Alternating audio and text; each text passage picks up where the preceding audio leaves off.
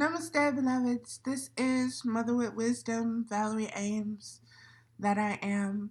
And this is going to be more than likely a little bit longer video because I'm covering some things that I began a couple of days ago with this reading. And I've been kind of sick with sinus infection. So dealing with that, it's taken me a minute to get back on my feet, and I'm still mouth breathing, as you could probably hear, or I'm just very conscious of it. And I'm just going to begin today's video with the two cards that came up in the prior video, and it's very relevant for now because all of these videos are tied together. They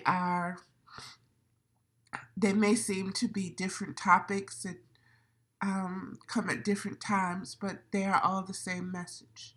And that message is self-inquiry and who are you?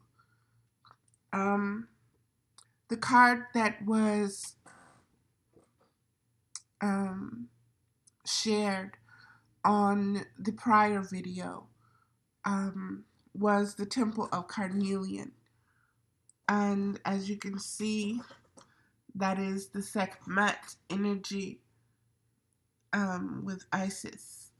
And it's entering the Temple of Sekhmet. And you have to go to the prior video to get what Spirit said about this particular card. But now we're going to begin with the other two cards that came but were not spoken on. And the first one is the abundance of Sothis, stellar blessings of the celestial goddess of abundance. And beloveds, as I show this to you, I want you to really take note of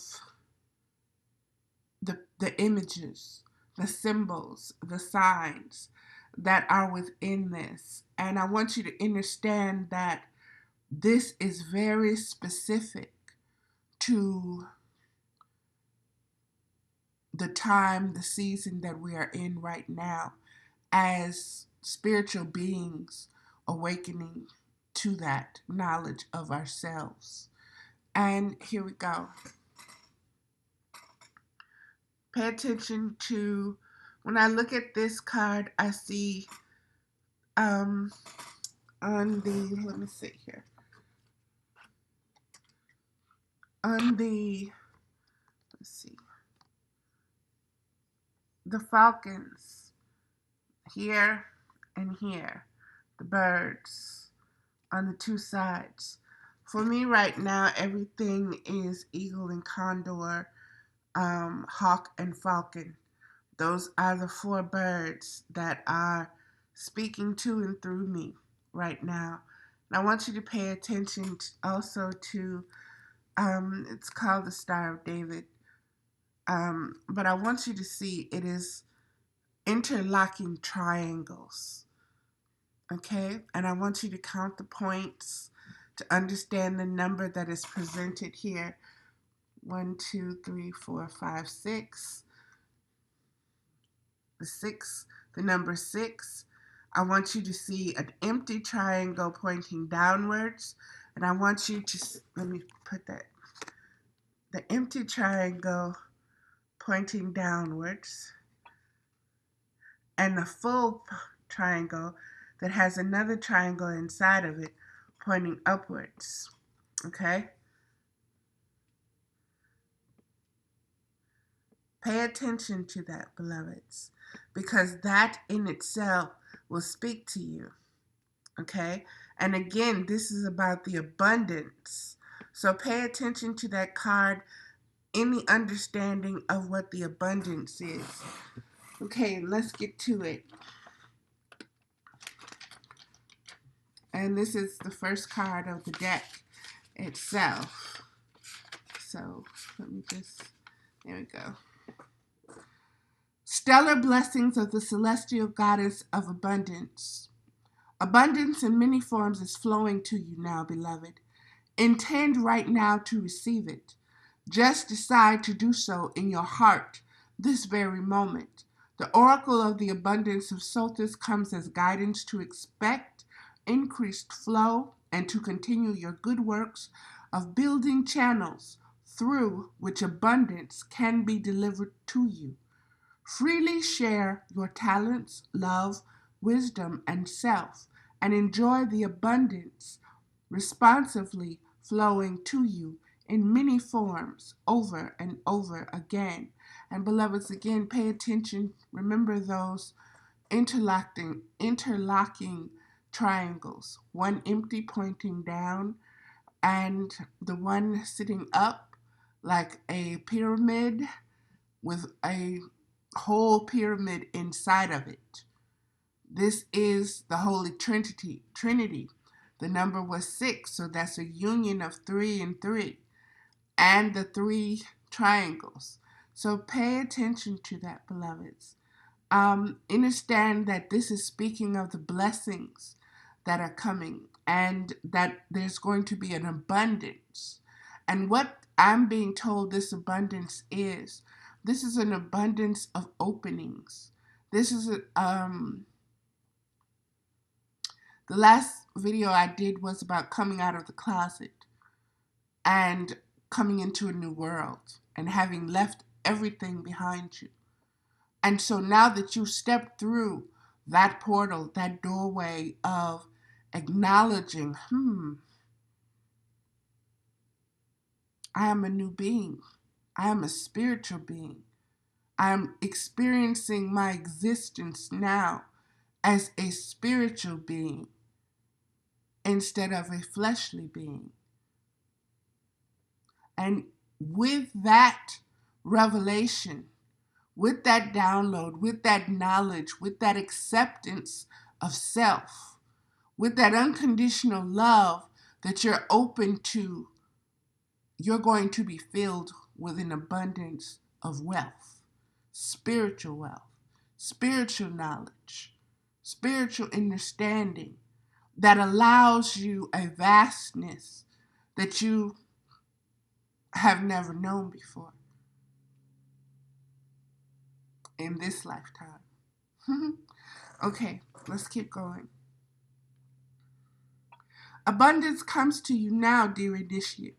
If you have been through a time of restricted circumstances, materially, financially, socially, in terms of health or relationships, opportunities, fun or friendship, then this oracle indicates that the tide is turning and an upsurge of wealth, health, abundance, and more are coming to you now. After an experience of restriction, perhaps for a prolonged period, you will very much enjoy this new and improved flow of energy, support, compensation, and reward.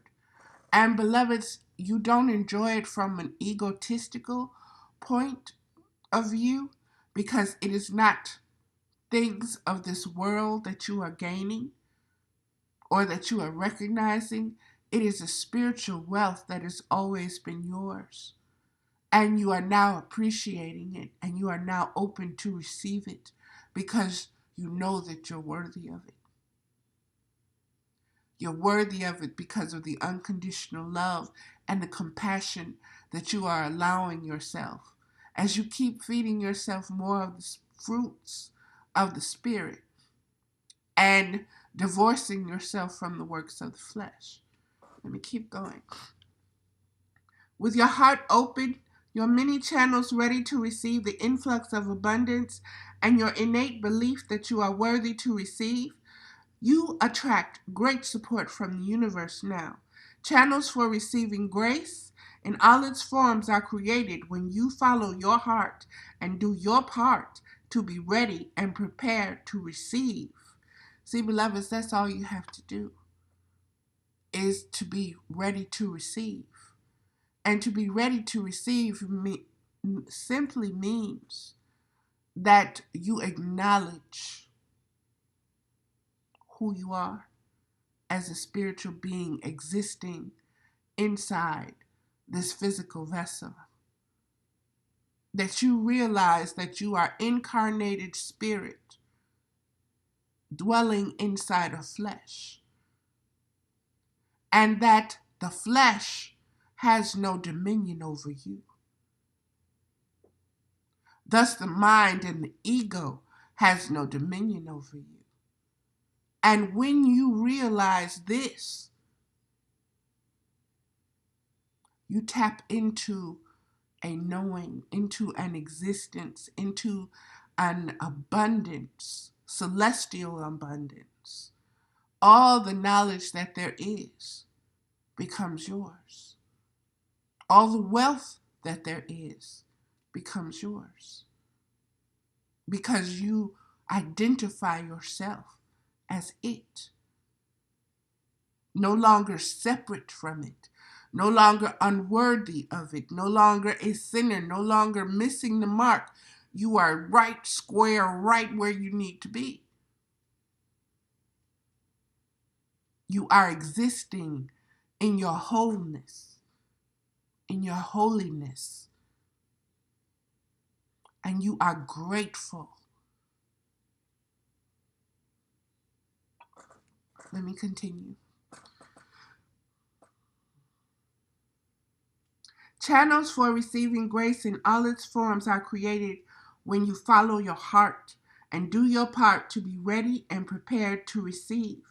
Preparation is an important part of abundance in all forms, and you can enjoy your abundance to the fullest extent when there are containers for it to be held within.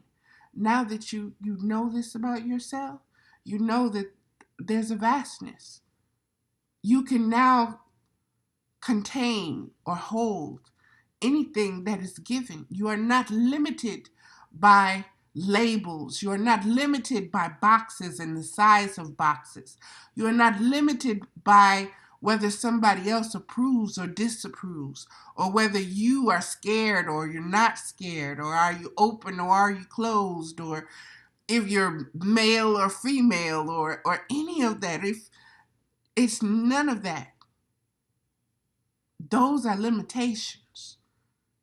You do not apply those to yourself anymore. You are spirit. You recognize and identify more as spirit than you do with this fleshly body. Because you know that it is spirit that animates the flesh, not flesh that animates the spirit. Let me keep going. These containers will be practical ways for wealth and other forms of abundance, such as great relationships, to be a part of your world. Do you understand? These containers are not for things. They are for ways of being unlimited. In your relationships, great relationships,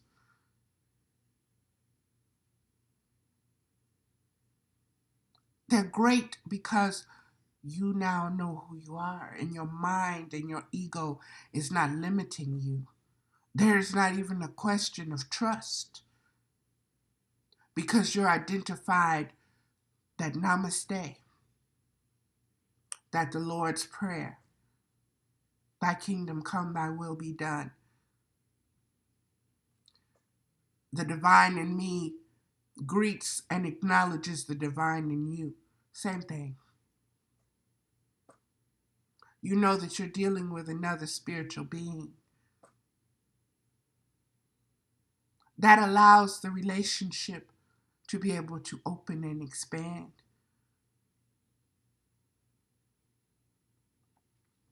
Okay. Your channels might include new creative works being formed, seeking networking opportunities with others in your field so that there are ways for people to find you and work that you offer, for example, or joining classes or groups that allow you to meet others, following up your intuition or instincts, even in small, seemingly unrelated situations. So, beloveds, this is really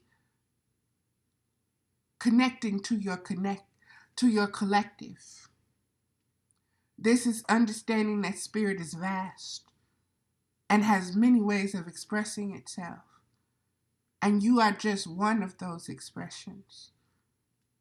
And you seek out that which can expand you, that which can multiply you. Just like the saying, 2 heads are better than 1. When there are more than one spirits coming together, there is miracles that happen within and without. Let me keep going. The containers will be created not only for the practical steps that you take, but from the intention, vibration, and resonance behind them, which means your thoughts, beliefs, and attitudes all count. And beloveds, once again, we are not coming from the perspective of flesh. We are not coming from the it is only the flesh that has an ego. The spirit does not have an ego. It is not separated. It does not doubt itself. It does not question itself. It is not in competition with anything outside of itself or inside of itself. It is not petty. It does not have to hide. It does not have to lie. It does not have to steal. It does not have to be superior.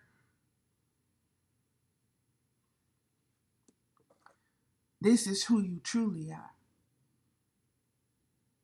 when you know thyself.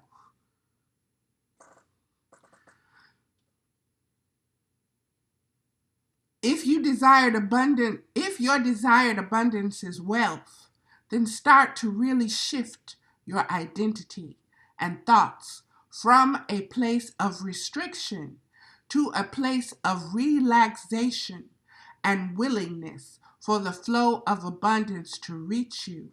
If you desire a loving soulmate relationship or deeper friendships, becoming more of the person yourself that you wish to experience in others, as well as affirming that you have value and much to offer and are willing and worthy of receiving from others, will create powerful channels through which you can receive the abundance of love and good community that Sothis can bring to you. And beloveds, I want you to, and I've said this before with this card, to research Sothis, Sothis. So this. I love it. So this existence is grace. Sothis, the abundance of so this. So this is me.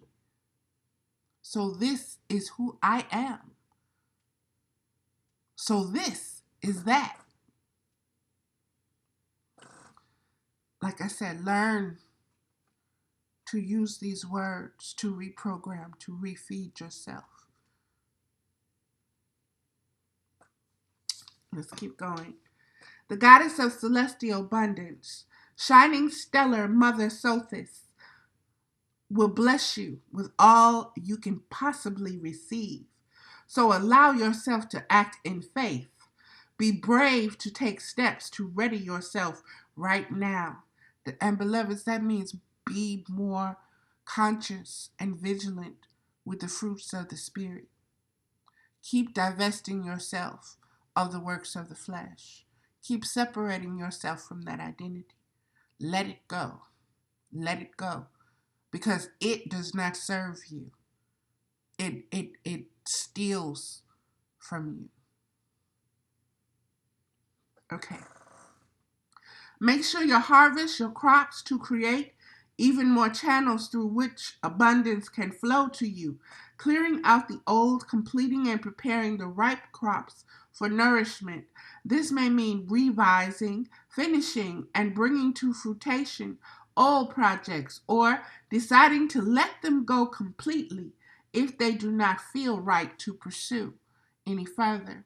It might mean seeking fresh input or collaboration on certain projects, or feeling any sadness, guilt, grief, or anger over unfinished projects and letting them go completely.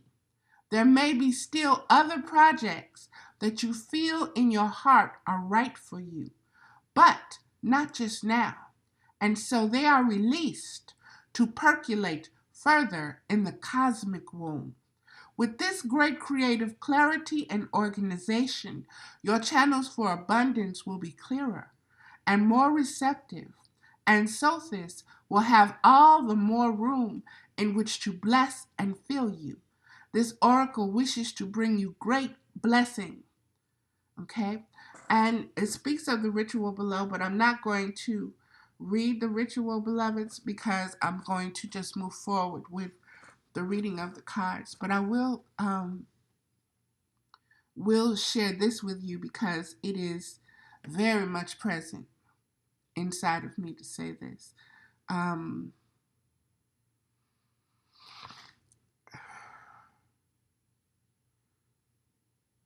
When we are still inside that fleshly egoic identity, it has been conditioned that it needs to perform in a certain way in order to be acceptable first to you,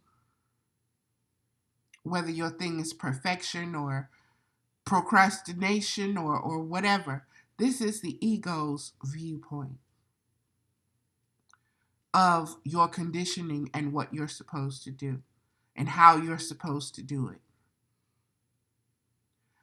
Let it go. You're stepping, like I said, you've walked through that closet.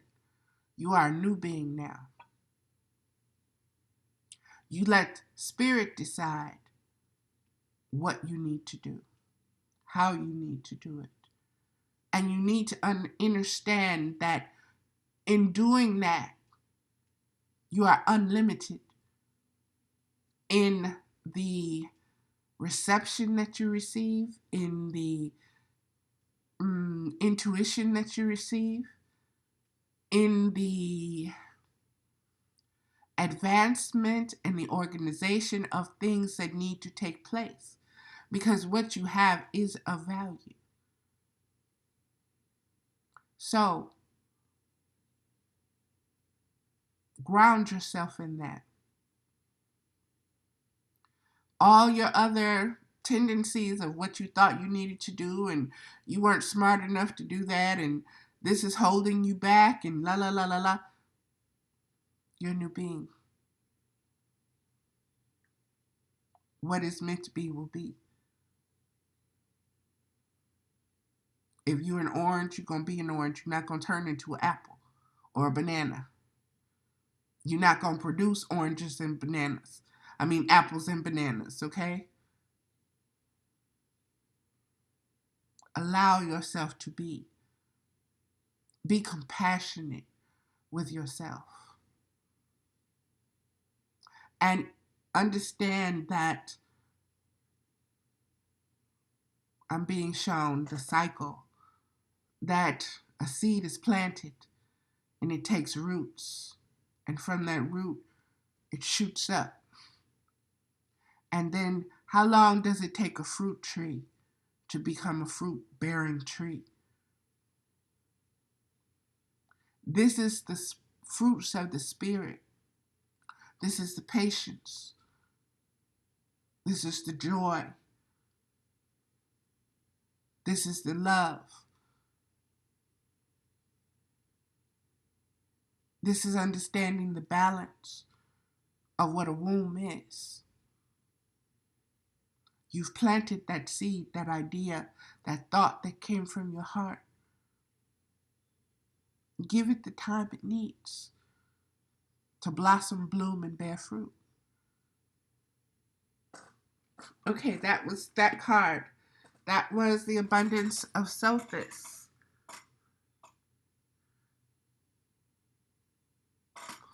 Next, we move on to Key of Life. That is so deep. As I get to towards the end, you'll see why this card is so on point. And I'll just say this, Epstein is a key to the closet of the elite,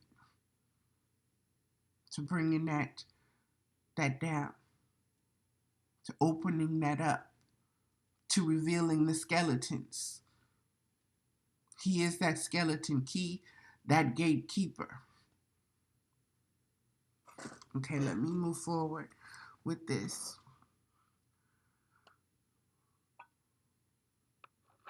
Again, this is the key of life, spinning the Ankh, the key of life.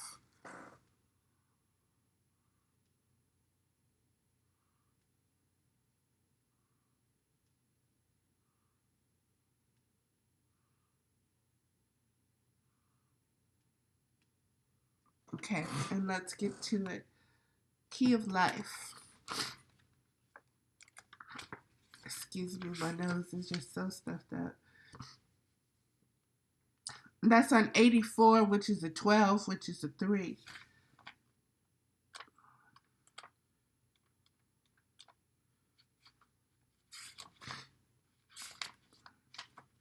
Here we go. Key of life, spinning the Ankh, the key of life. The key of life is the mysterious Ankh, the looped cross held in the hand of Isis. This mystery is opening to you now. The Ankh portends new life being born through you now. It could be in a creative sense or in a physical sense, in terms of health, or even a child that wishes to be born, or a new project that needs to be created in service of humanity. This new life being born in whatever form will enrich your life, bringing you more into wholeness and fulfillment. Let it happen. And beloveds, before I begin this, let me just say, the Ankh is the key of life. Before I went to bed last night, I was reading or on my phone the news that Epstein had either he tried to commit suicide or something was done to him, and now he is on suicide watch. Understand, this is about the key of life. Understand more than just the surface of this. Understand it from a symbolic place of the evolution of the spirit. Okay. The Ankh comes as blessing and confirmation that new life is seeking to express itself through you now, and encouragement that you allow this to occur. Something has started to be born through you at this time. See it through, beloved. Don't let it struggle to survive from lack of attention or care, or a belief that it will not be enough in any way, or it will be too hard to handle once it is created.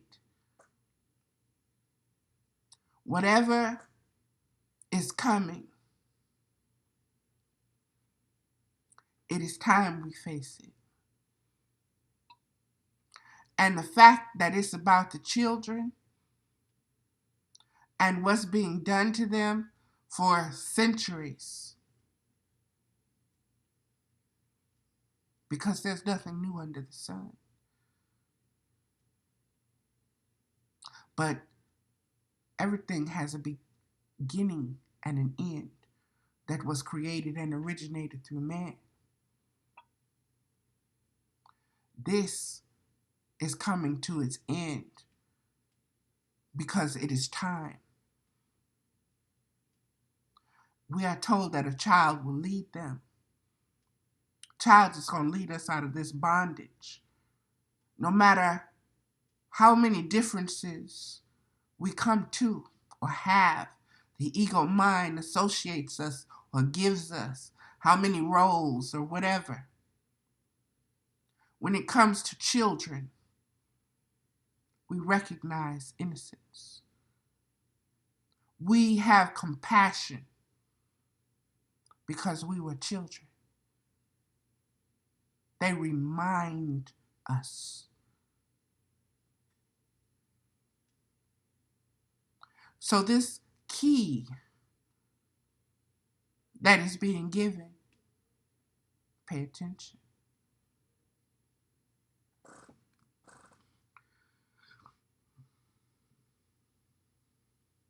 The Ankh says that life will prevail and your creation will come to pass. Do not give up on your creative destiny. Stay with it. You are flowing in the right direction and you have spiritual support from the unseen worlds. So no matter if it seems like somebody else is winning or this is not going to happen the way you think it should, trust and believe. This is spirit. Spirit got this, not ego. This is not in the hands of egoic men. Their rule, their power and principalities is tumbling down. Those walls of Babylon are coming down. The key to that wall, to that door, is being shown and being given to you. Understand what you're seeing. Another thing is, do not judge like Epstein.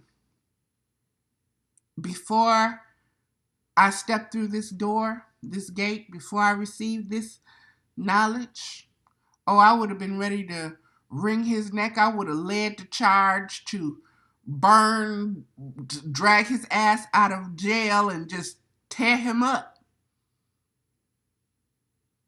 Now,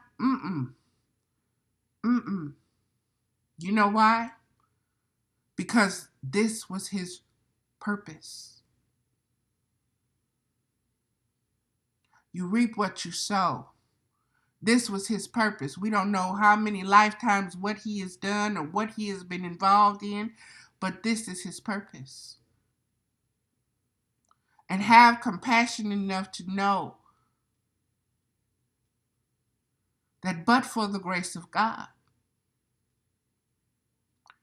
we do not have the right to judge him.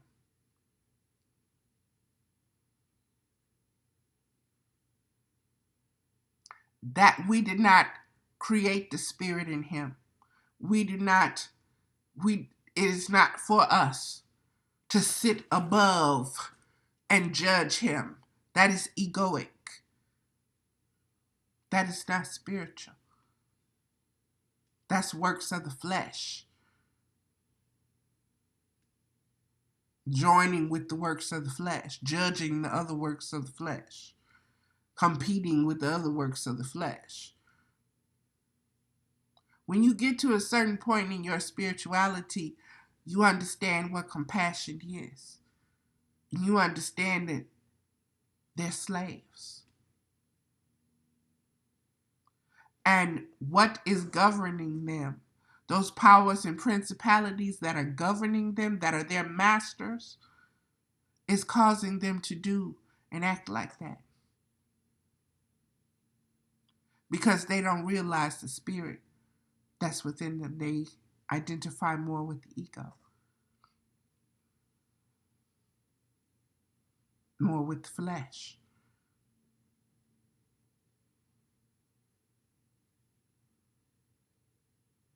So you don't greet that person with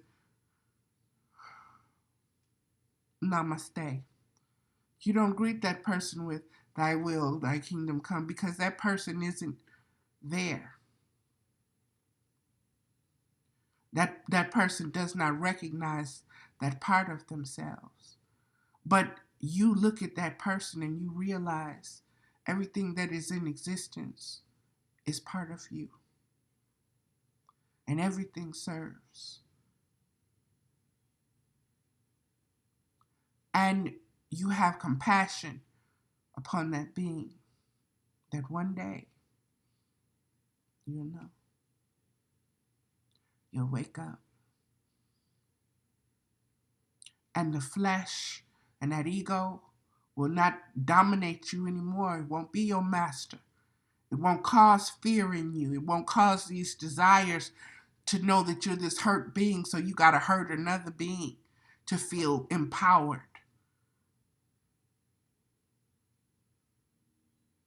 Let me keep going.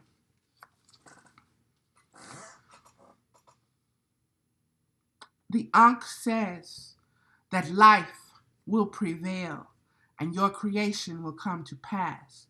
Do not give up your creative destiny. Stay with it. You are flowing in the right direction and you have spiritual support from the unseen worlds. If you are unsure of what your creative destiny may be or unaware of the exact nature of the new life being born through you now, remember that sometimes the creation will be a project or object, a relationship, or a new human life. Sometimes it is even a new way of thinking that is wise and heart-centered and will be available for others to draw nourishment from as an alternative to more destructive and addictive thought patterns which humans can struggle with from time to time. There is one creative process common to all of humanity, and that is the birthing of the soul light into form. That is walking through that door. That is dying and seeing that light and going with that light. That is walking through that closet. And that's opening that closet door and walking through. No matter what other forms of life are being created through you now, the mystery of the Ankh reveals that you can know for sure that you are growing spiritually at this time to allow more of your soul light into your life. What this means is that no matter what the appearance of circumstance in your life right now, no matter whether you feel alive with creative flow, energized and happy, or whether you are in despair as your old world no longer brings you peace or seems to be falling away, your divine soul is behind it and new life is emerging. It is safe to trust and allow this process to unfold. If you have drawn this oracle along with either the knot of Isis or the wings of Isis, then the new life is very deeply spiritual and will be highly transformative from the inside out.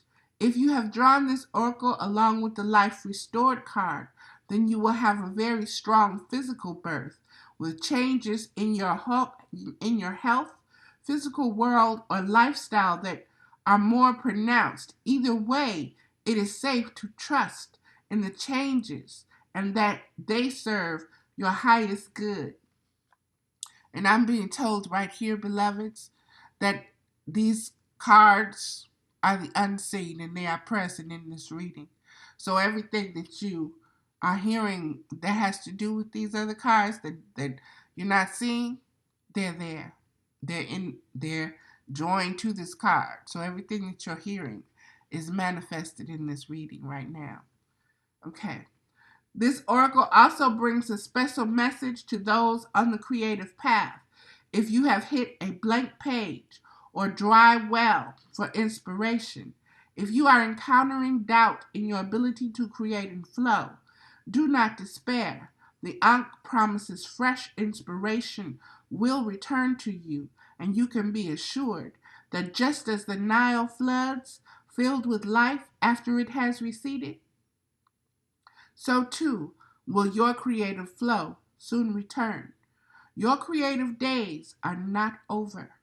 Your creative well will rise again, and you will feel youthful, energized, and full of hope and promise, inspired to create. Okay, and then it goes into the ritual, which I'm not going to go into. I will read this incantation.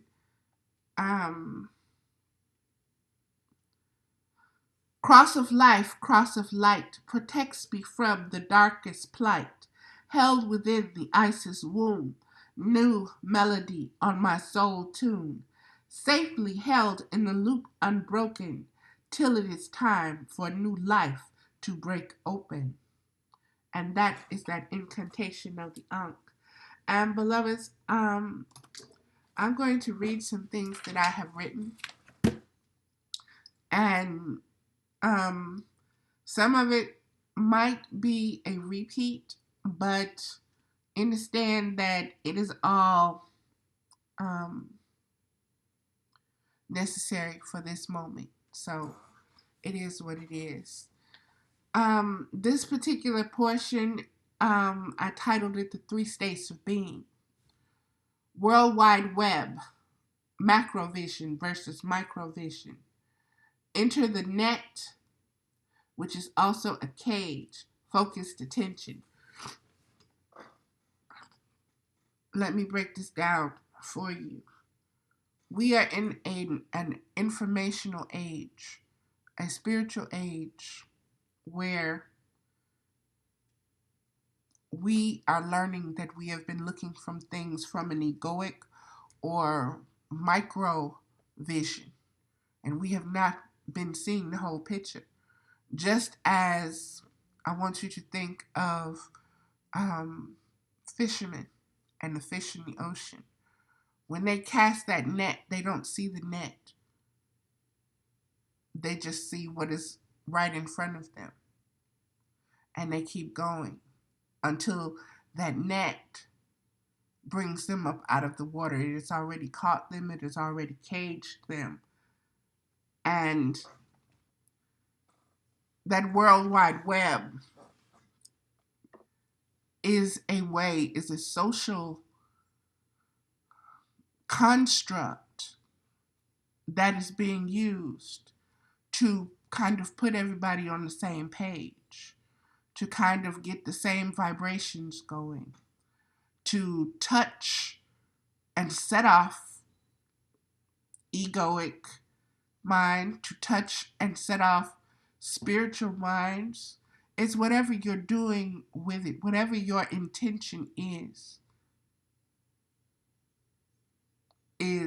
how you're going to be trapped in this. And in being trapped, you also can release yourself. So understand this when it comes to the World Wide Web. That things happen on a not just a linear scale, but a global scale, circular scale. And it comes back upon itself. Okay? And the reason that they're having me say that is because the intention was one thing, but the reality is going to be another. Okay, let me keep going.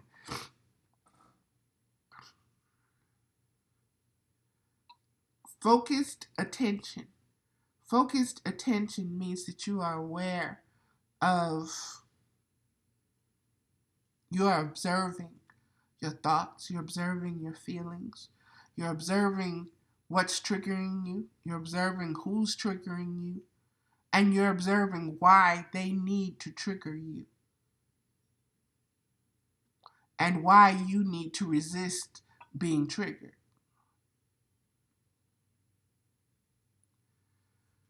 Power, absolute power,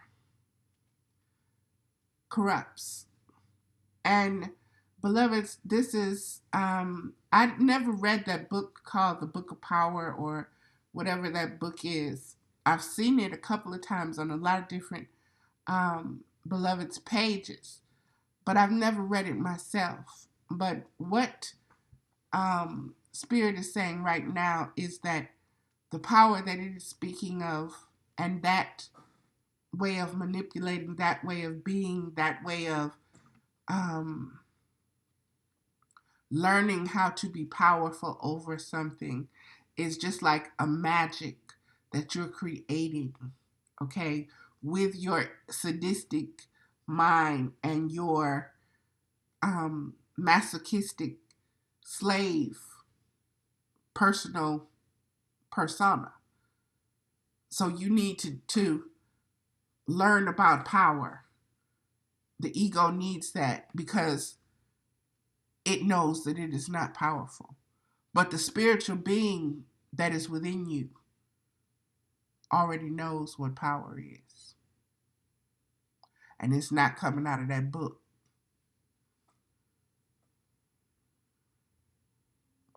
And you need to understand that. You are the book. The power is written in you. And you need to read that.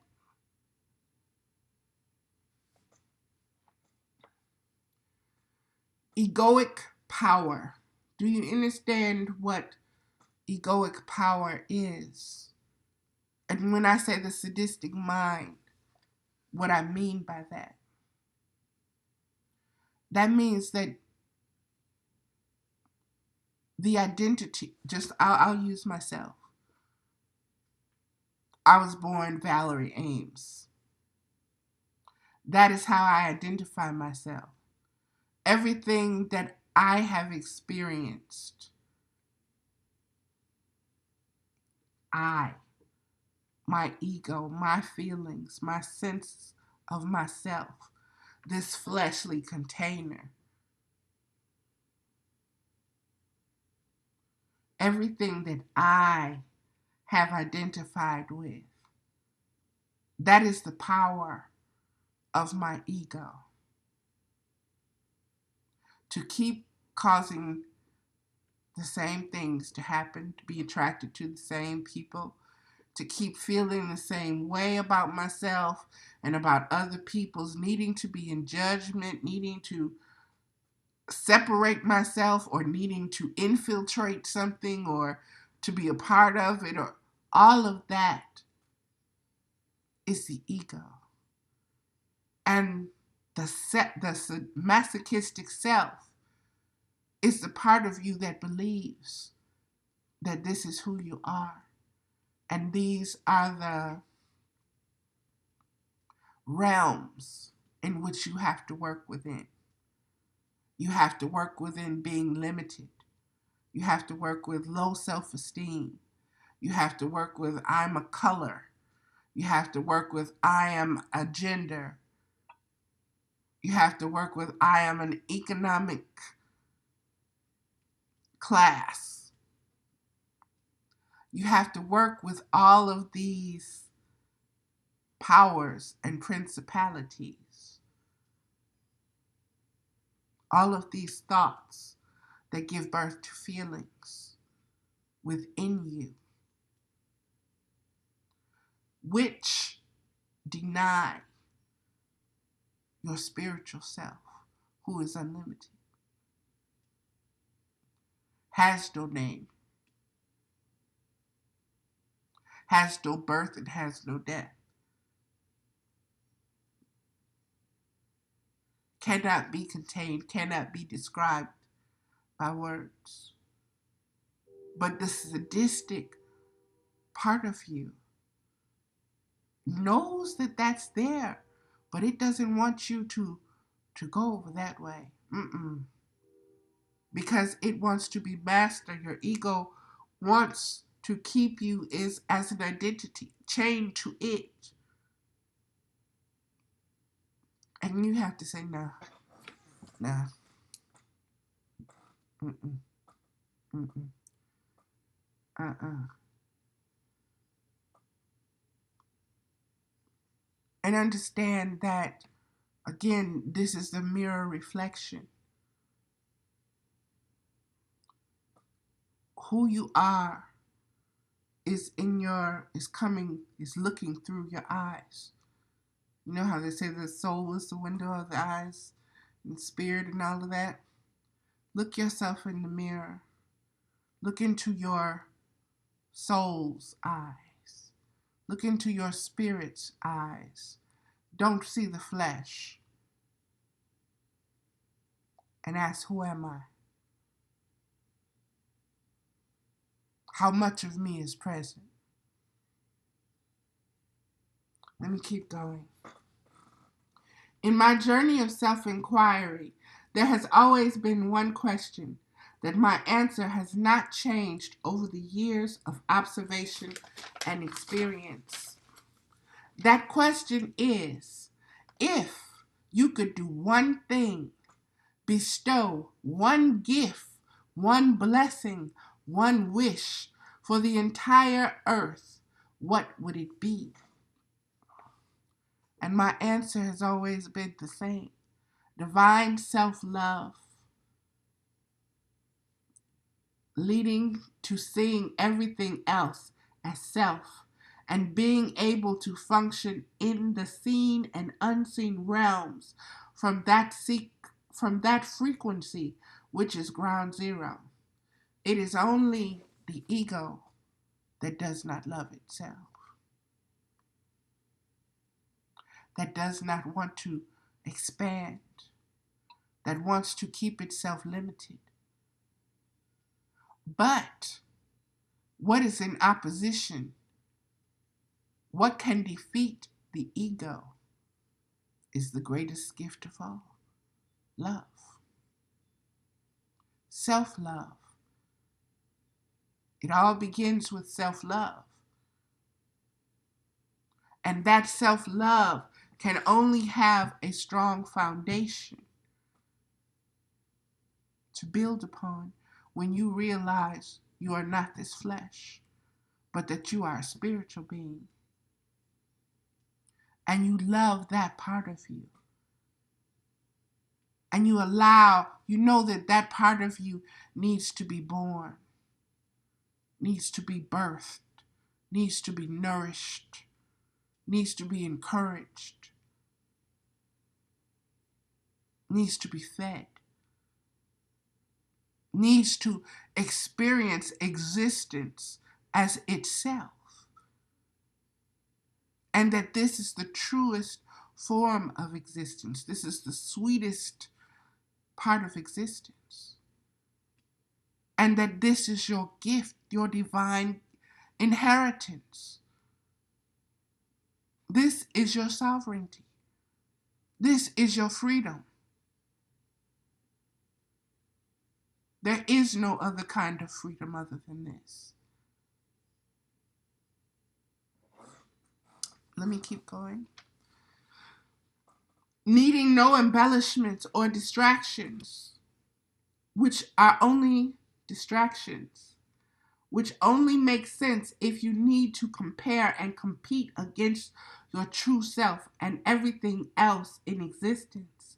Thus, the ego is fed and able to create new worlds of duality, multiverses, and time, cycles, and seasons. Did you get that, beloveds?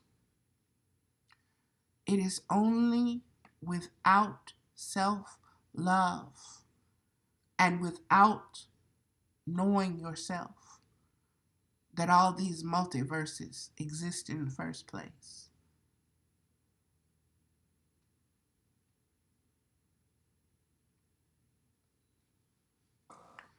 Because that allows you to be expressions of the ego. It allows you to manifest the moods of the ego, the moments of the ego, the scenarios that the ego dictates and needs to keep itself going. to multiply. Self-love, there's only one. It's only one reality. It's only one love. That's only one way of being, and that's spiritual. There's only one way of expressing unconditional love.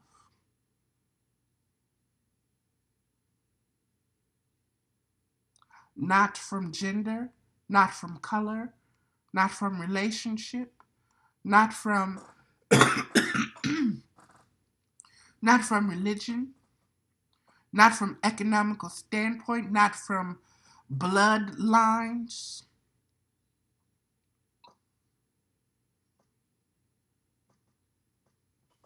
And keep going. Thus establishing a linear path for the circle of life, the wheel of fortune to traverse in an outward spiral, because the ego can only project and reflect. And beloveds, this came to me as masculine energy. Not saying it is completely only masculine energy, but predominantly this is only masculine energy, because the male in nature can only project his sperm, okay? He can only project and reflect upon his sperm. His sperm has to seek out that egg, and it is only through the union that conception can happen. So this part, this egoic part, this is the patriarchy. That is why we are experiencing it as the patriarchy. That is why we are experiencing the return of the divine feminine. That is why we're being confronted with this sexual wave assault that's been happening against the children. Because it's these children that becomes adults, that their egos condition them to continue to be able to hurt and hurt others because they've been hurt. Because they identify with that ego and what happened to them. And that they have to be sharks. And that only perpetuates. And that only causes more dimensions and more manifestations and more and more masochistic slave identities to be born, to be created, to be maintained, to feed this egoic vibration. But when you grasp that that is not who you are, things begin to change. Those multiverses, you see through them.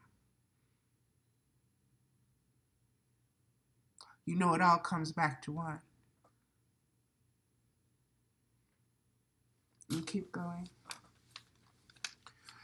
It is only the laws of creation that manifest existence in the womb. And this is the female. And beloveds, I want you to understand the Holy Trinity once again. Male, female, and the child. Okay. This is, like I said, everything that you're seeing right now is not coincidence. Okay? It's very symbolic. It's been prophesied. And we're living in it. And we need to recognize ourselves as spirits in order to bring about the changes that need to happen. Okay, let me keep going. We must begin to see our ego, not conscious, only conditioned, as other than I. Other than I. It is outside of I. The ego is outside of I. The ego is outside of I am that I am. The ego does not reside within that oneness. The ego is what is separate. The ego is what keeps you separated. It keeps you separated from self-love. It keeps you separated from love. Keeps you separated from the grace of love, which is self-love, which is the identification of yourself as spirit. Let me keep going. We must, it is outside of I. It is the physical manifestation of the first bird, non-aware of consciousness. So this trinity, this masochistic self-identity and the sadistic egoic mind identity and the enslaved masochistic identity, okay, that's two, which give birth to the identification that you call yourself in this flesh. That's the Trinity, okay? Remember those sofas? Now, you need to understand that that is first bird. Those three are first bird. Those create the multiverses of the first bird. The doer. I gotta do this, I gotta do this, I gotta be this, I gotta. Second bird is the id, the animus, who watches the ego and influences it through insight and instinct, thus awake consciousness. Second bird is the female bird, or the female part of that trinity, of another trinity, okay? And in this trinity, everything is observed. And from this place, you know that you're connected, because you cannot be without that other part of you, okay? That egoic part. It's part of you. You don't disown it. You watch it, because it is the physical manifestation of you. It is the earthly manifestation of you. And from second bird position, you recognize that. You see yourself doing all of this, being affected, being triggered, You see all of this. Past, present, and future, you see it. But from the second bird position, you know that you can influence that first bird with your voice, through instinct, through intuition, through dreams, through proverbs, through synchronicities, through all of this. This is that realm. This is an unseen realm of you. But this is still not the highest realm of you. This is the next awareness. This awareness is not enslaved. It's just hidden. The first bird is a slave. It is not free. Okay? Third state of consciousness is the omnipotent, the womb consciousness that gave birth to the other two consciousness. This is the Holy Trinity. This third state has no beginning and has no end. This third state is the highest state. Okay, we say third state, but it's really the zero state. And the other ones are, if you want to say -1 or -2 or +1 or +2, however you want to see that, but understand where this is. And if you need to map it out like that, map it out like that. But understand, this is just to broaden the interpretation and the perception so that you are able to be more conscious of the language, of the symbols, the signs, and the flow, and knowing that you're in this flow, in this frequency flow, and recognizing yourself in it. Okay?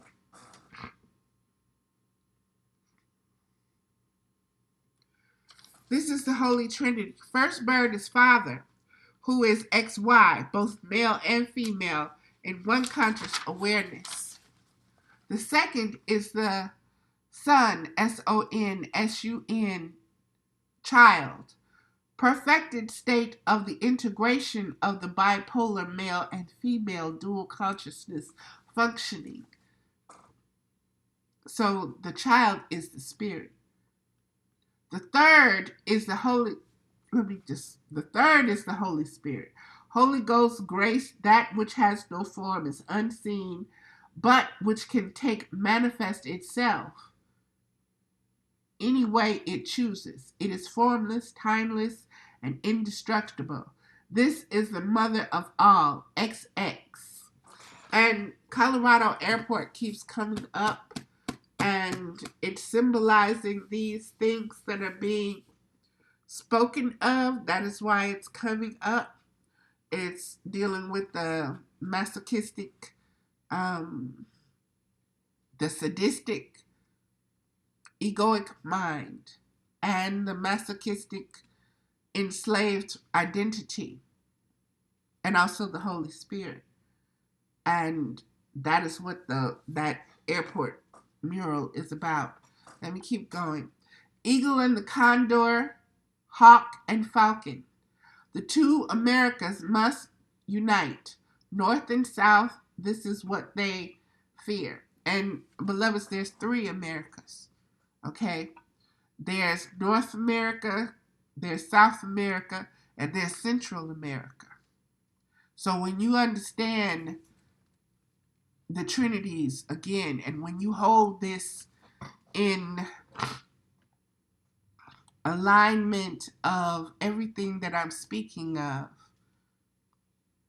as far as the 3 birds, as far as the Holy Trinity itself, as far as the dynamics of identification and the identifications that have taken place in these places via religion, via culture, via prophecy, by existence itself, especially with Sothis showing us the agricultural point of view and the pastoral point of view. Okay? Please understand these things. Please understand that what they represent.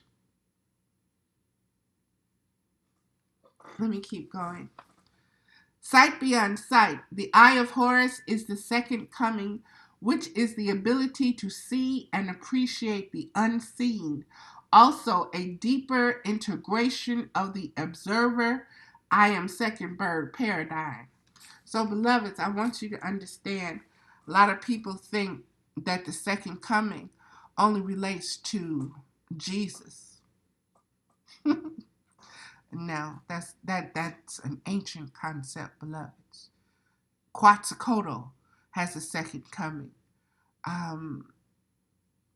Just off the top of my head, I see her face. Buffalo Calf Woman has a second coming. Jesus has a second coming. The Horus that Jesus is based upon is the second Horus, not the original Horus. Okay? So that is the second coming. That is a resurrection. That is a remembering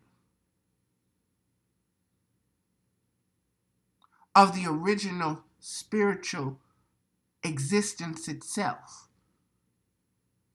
before the egoic master. Let me just keep going. When I wrote this, there was a storm, very electrical, took place, and the storm was the actual storm itself was so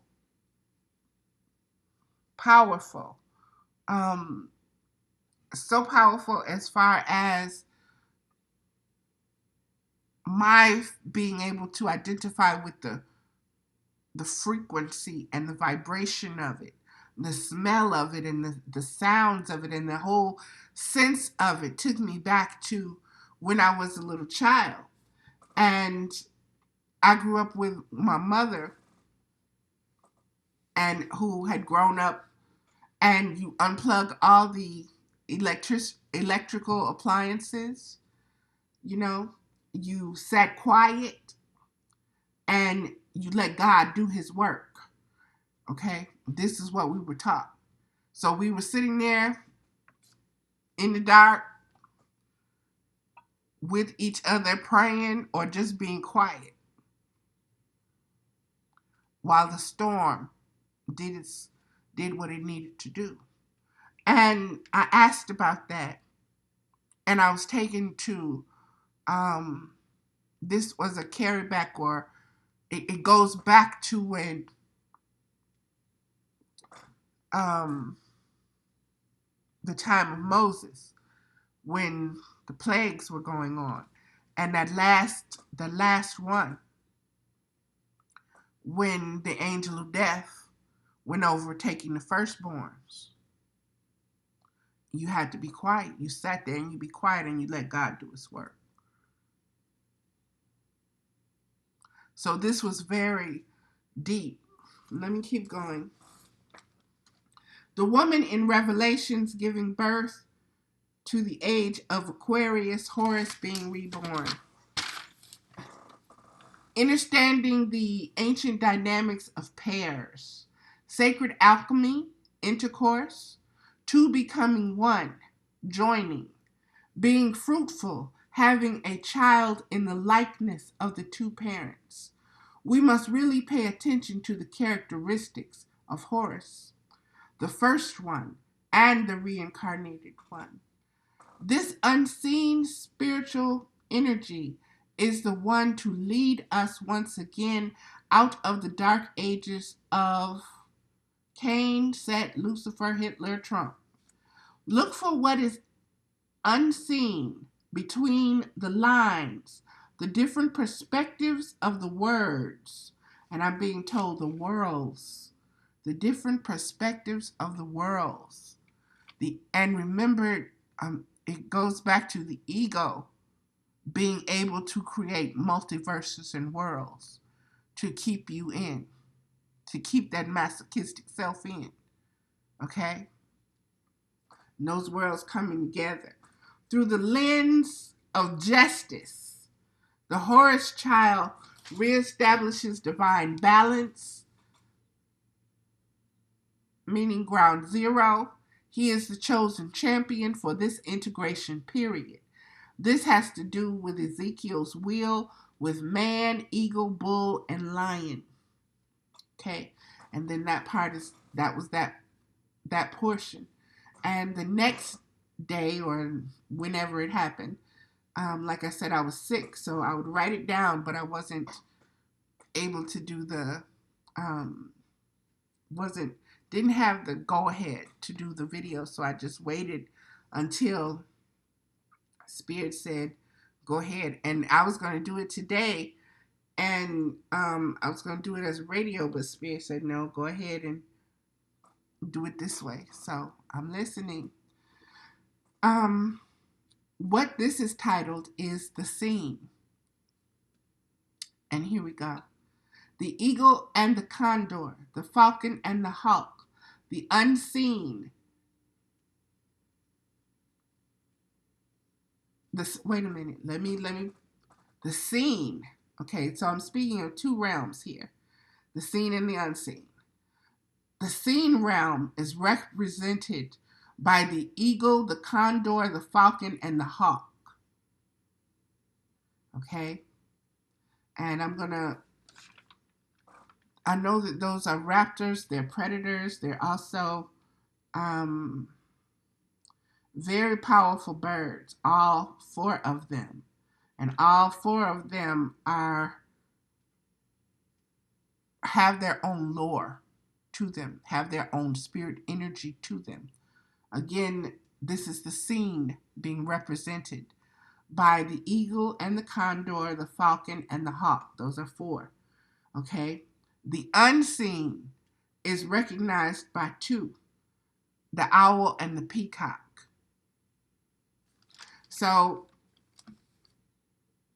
that's all that's written down here, beloveds. So you have to do your due diligence. You have to meditate upon it.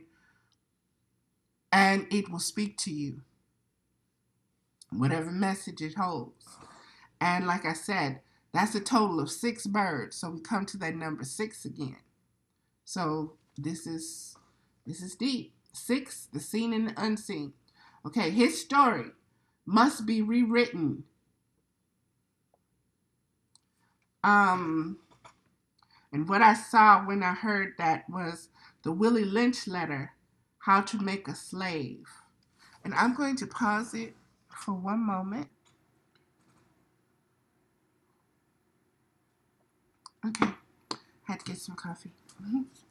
All right, let's continue.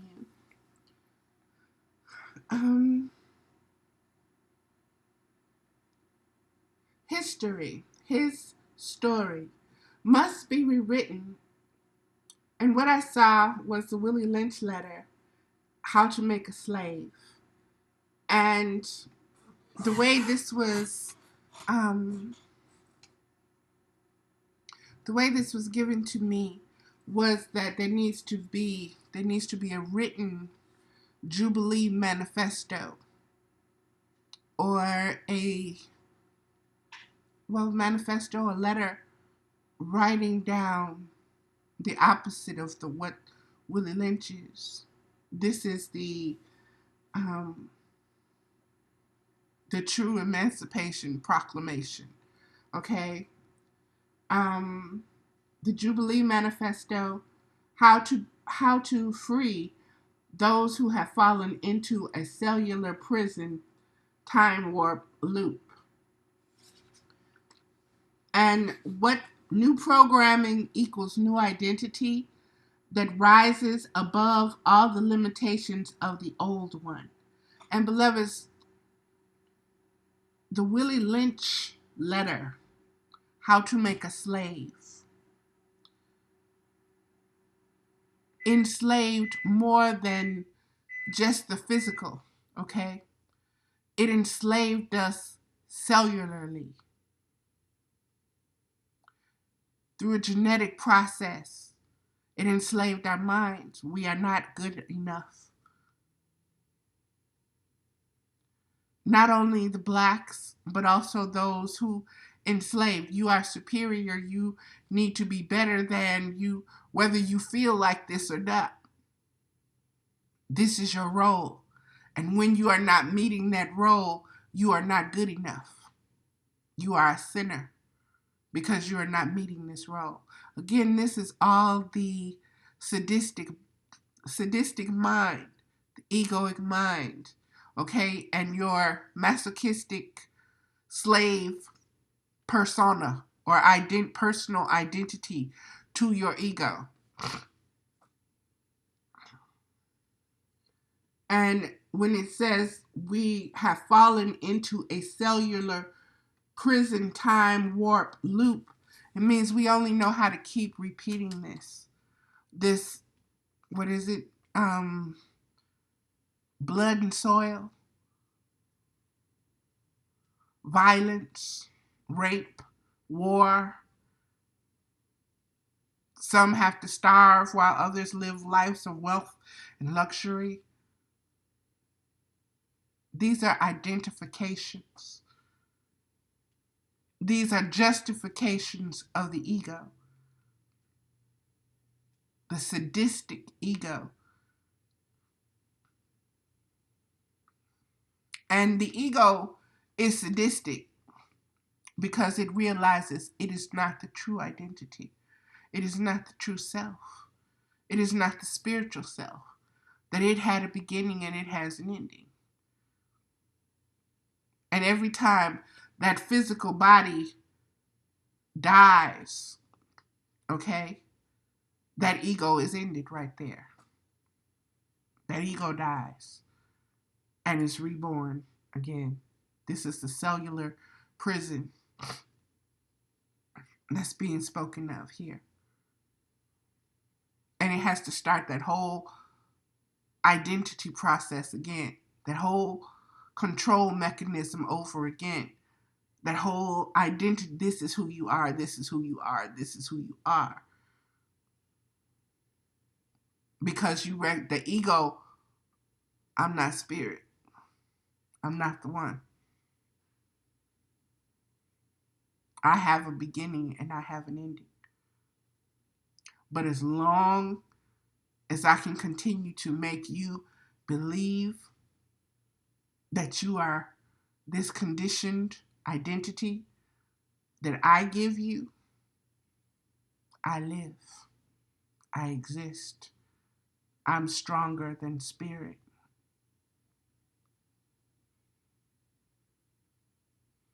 I get to dominate spirit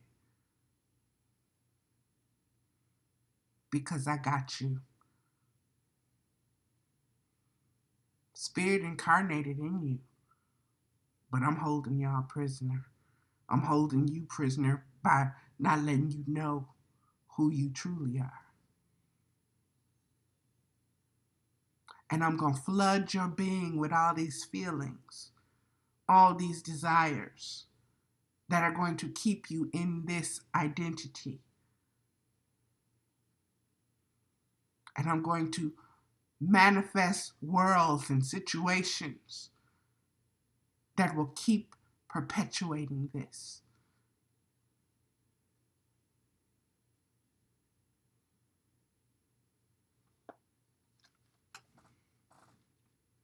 New programming equals new identity. The rise above all the limitations of the old one. A global summit of indigenous,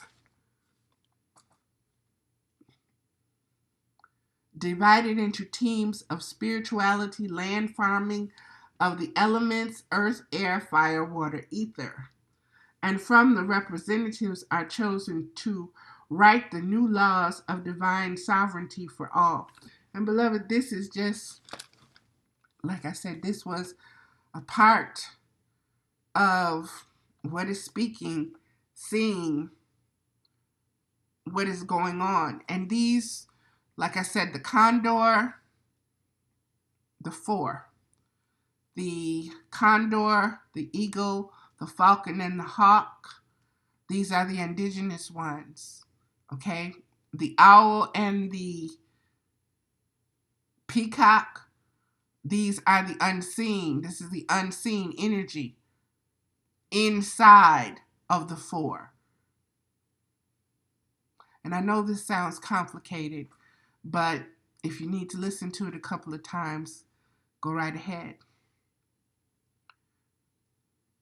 But what was given was that these indigenous ones, these are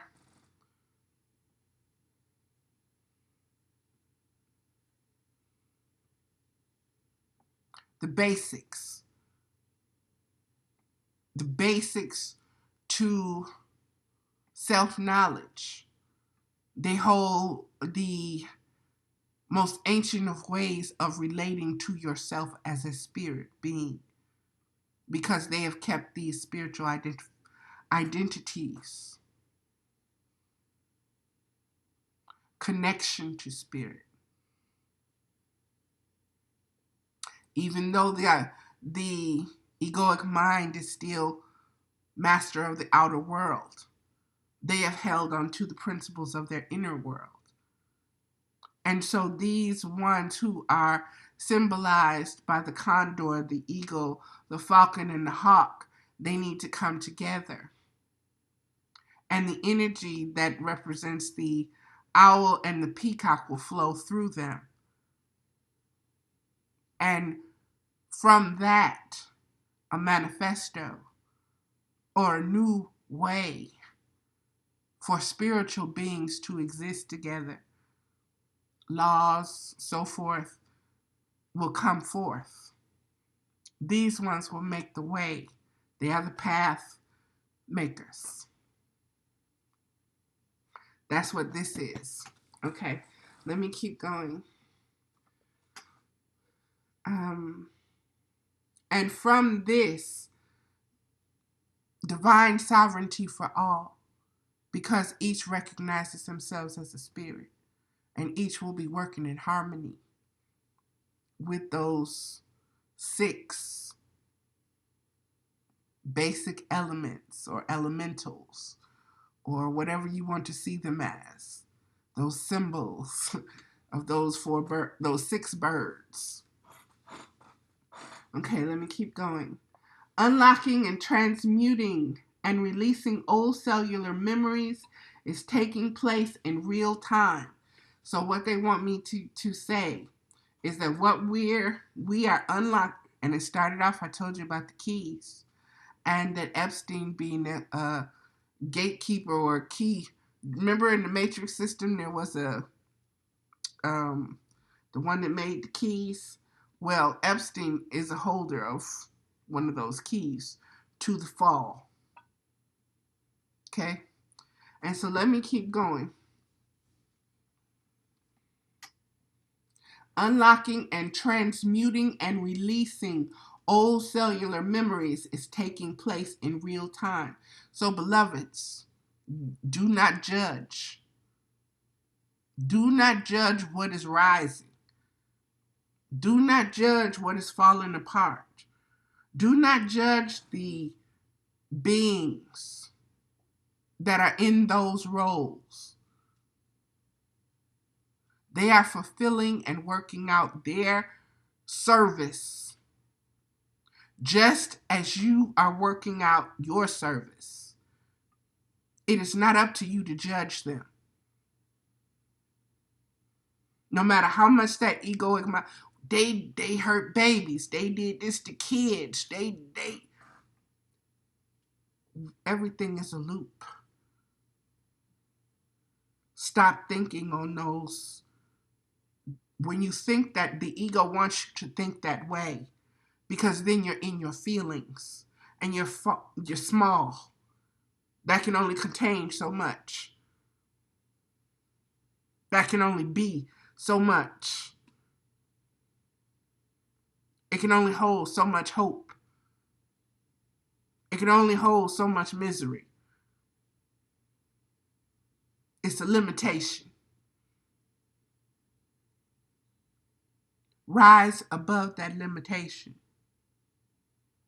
and understand that this is not about good and evil. This is about spiritual identification. This is about understanding your sovereignty. This is about understanding that an age is ascending. A new age is rising. So if it's rising, then the old one has to do what? It has to fall. And do not waste your time in judging that fall or those that fall or who you think should fall. You worry about you. Worry about freeing your spirit, your spiritual self. You are the key to that. Nobody else holds that key. And if you're so busy worrying about what they're doing with their keys and not worried about what you're doing with yours, you're going to miss out. You're going to still be playing around in multiverse land.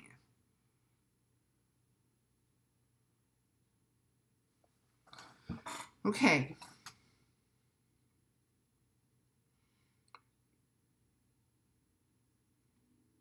Unlocking and transmuting and releasing old cellular cells, old prison memories of your identity, your egoic, sadistic, masochistic identity, your limited version of yourself that's in your cells that you've passed down. But now that you're at a point where what we know as time, or what we call time, is now once again in our favor. And a true grace is being given to us, one where we have the awareness of ourselves once again as awakening to our divine nature and consciousness, rising above the old animalistic. That's why those 6 are birds, because they rise, they fly.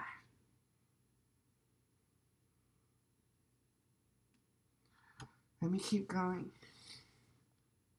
All is being vomited up, and we must not be the ones to go back and eat the vomit like a dog. And that was shown to me, beloveds. That blew my mind.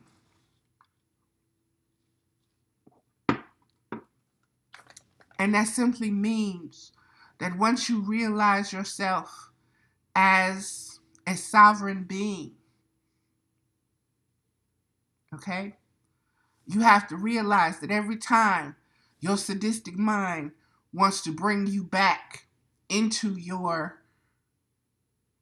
physical self-identity, you're going back and eating vomit, what you've already thrown up. It didn't agree with you, you threw it up. So now you have this sense of who you are, but you're too scared of that, so you got to go eat the vomit to get back into that ego mind again. Like I said, reprogram yourself. So each and every time you see yourself slipping back into that egoic identity, see yourself eating vomit. See yourself eating feces. See yourself created in your mind where you understand, no, no, that's not where you want to go. That is not who you are. That is not what you want to do. Police yourself and let yourself feel repulsed by that old egoic identity, because it's so limiting and so lacking. And it wants to limit you. It wants to cage you because you're vast. Refuse the vomit. Refuse the chasing of the tail. Refuse. No, thank you.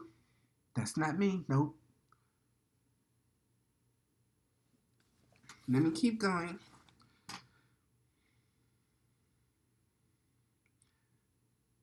All is being vomited up. All is being vomited up. All the links, all that we tried to digest as us,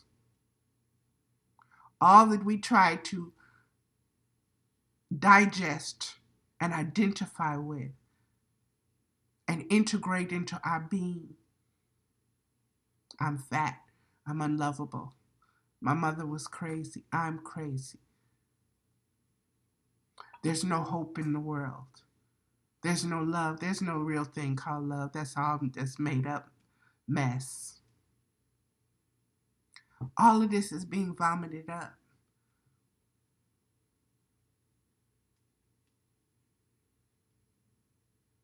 What you're seeing is symbolic of the vomit. And it's repulsing you. That's why we're having this reaction to what is being done to the children. Our reaction to what's going on with the racists once again, the whites and the blacks and the this and the that and the that and the this, is repulsive.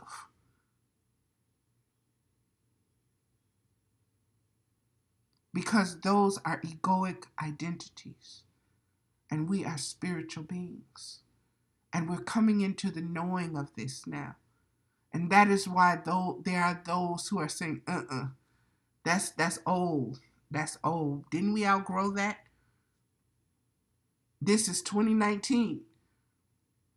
We back into the 1950s, the 1920s again.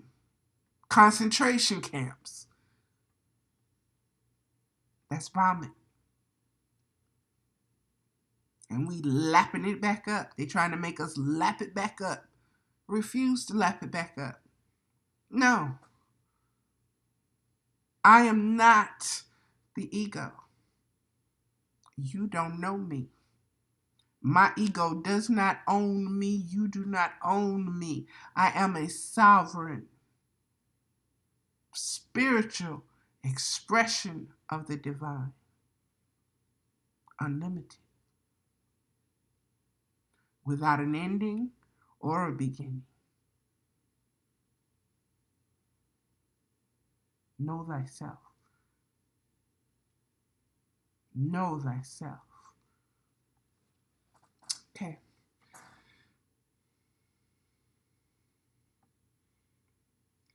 All is being vomited up, and we must not be the ones to go back and eat the vomit like a dog, simply because it is yours. Why does the dog go back and eat it? Because it came from it, and it's the dog's. The dog says, it's mine. This is my mess.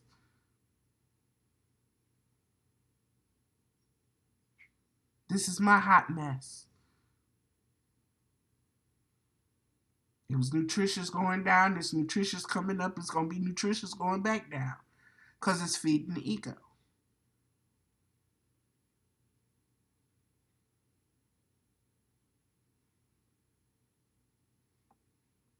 Refuse it. Refuse it. So you hoard it and you protect it as your right to do so. We hoard stuff that we didn't throw up. We protect it.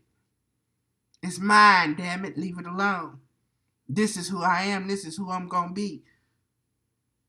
This is who my mama was. This is who my daddy was. This is how it is in the hood. This is civilized behavior. This is the most popular behavior. It's mine. Watch me imitate it.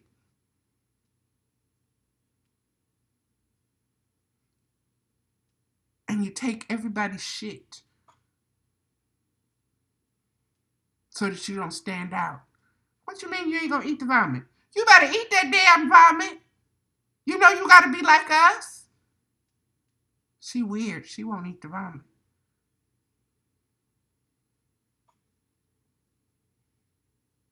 Like a real life hoarder makeover show with your attachments. And beloveds, I want you to think, see, we all, like I said, that ego, we want to judge hoarders. We want to judge messy, nasty, unclean, crazy, and several other things. But see, why do people hoard like that? Because things were taken away from them. Everything was taken away from them. Their identification of themselves, their dignity, their innocence, their value, their beauty, their love. And so these things, these papers, this clutter, this mess, this throw up, it's mine. And it's all I got. And I don't care if all you see is throw up. It represents something deeper to me. No, I don't want a makeover. That's your world. You want it all perfect and this and this and that, but on the inside it's worse than what I done hoarded on the outside.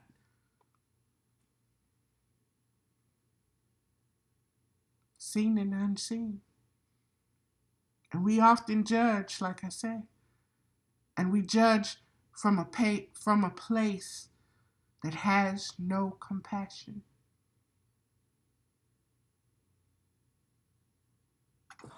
And that is a place of the ego. And the ego's identity that you're superior, that your life is superior, that your way is superior, that you have a right to judge them and you have a right to speak your judgment down upon them. You have a right to go in there and clean it up because that's the way it should be. You have a right to go in there and take everything and throw it away no matter what it is and how much they value it and what it means to them. And they're crazy not to let you. Because what you got and what you're going to give them is so much prettier. It's so much better. It's so much more expensive.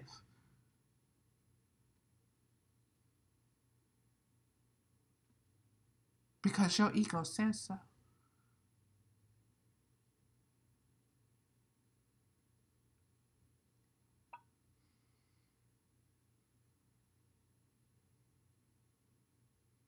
That's why I say, beloved, we are being given many keys. There are many doors and closets to unlock and set ourselves free from. Our true selves. And our true selves are nothing but unconditional love.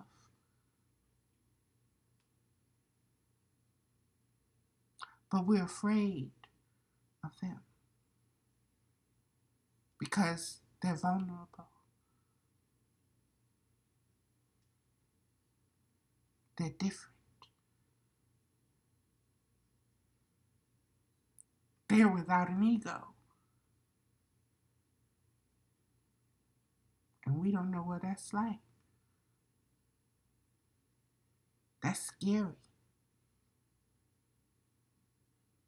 You mean I gotta think for myself and be for myself and not judge nobody and not compare myself to nobody and not have a leader and I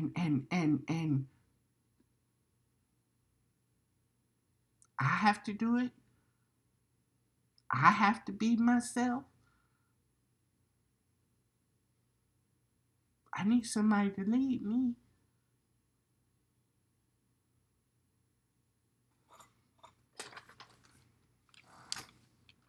Vomit. And you protect it because it's yours. And ain't nobody gonna take your identity away from you.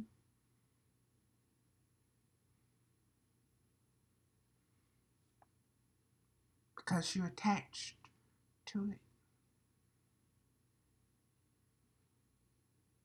It is what defines you.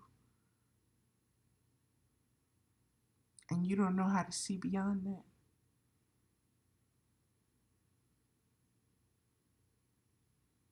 Trying to see beyond that is crazy. What exists beyond that? What exists beyond my identity of myself? This is the truth.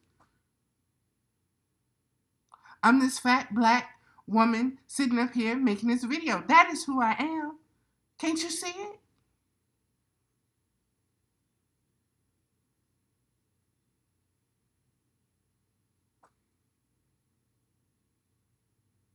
I am the unseen. There's a vastness to me that can't be labeled, can't be contained in flesh. has no beginning and has no ending, and is unconditional love itself, personified.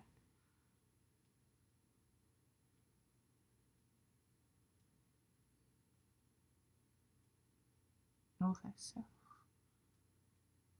Allow yourself to rise above your limitations. Love yourself enough to say it's okay now to shine. It's okay now to be what they told you you couldn't be.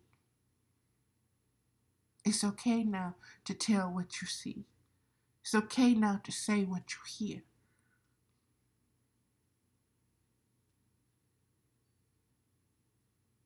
It's okay now to love unconditionally.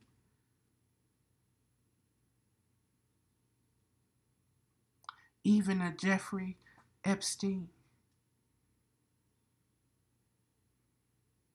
who was a mental slave to his demons,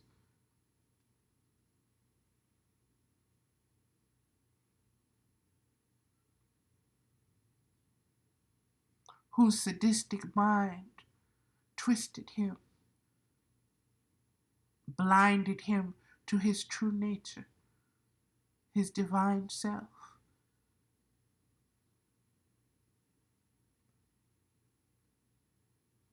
and caused him to repeat and imprison with cellular memories many, many, many, many, many children. It's time to undo that now. Let me keep going. Conditioning and beliefs. I have used the words sadistic ego and the masochistic slave self-identity. That is the first bird realm. Guru and devotee is the second bird realm. Third realm is I am that I am. Fourth realm is home. Ground zero is omnipotent, knows that it has no beginning nor ending. Again, beloveds, be aware of the bird, the 4 birds, the 6 birds. We are conditioned to be sinister to what others say or think about us.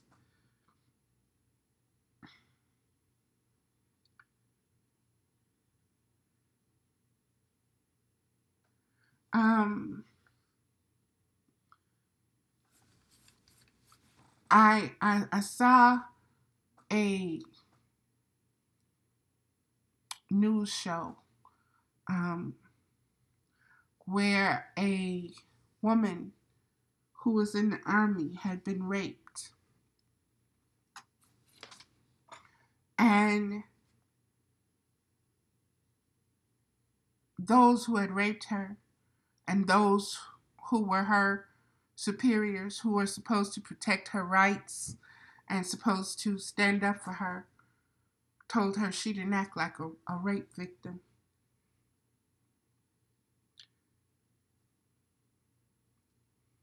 That she didn't act like a rape victim. Because when the sergeant of arms came to get her, to take her to where she needed to give the report, she was speaking to him and everything else. She didn't act like a rape victim, so she couldn't have been raped.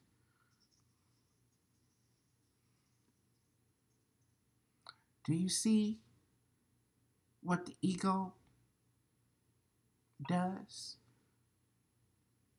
with its judgment, with its own perception?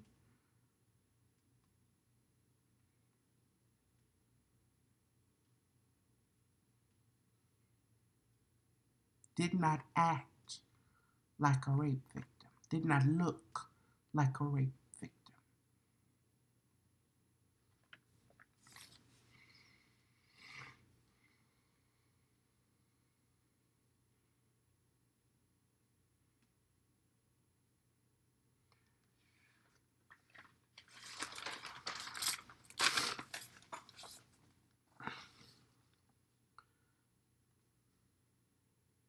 And that just, beloveds, that just re-victimizes.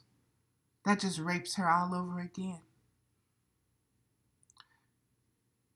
That just continues to make her a victim.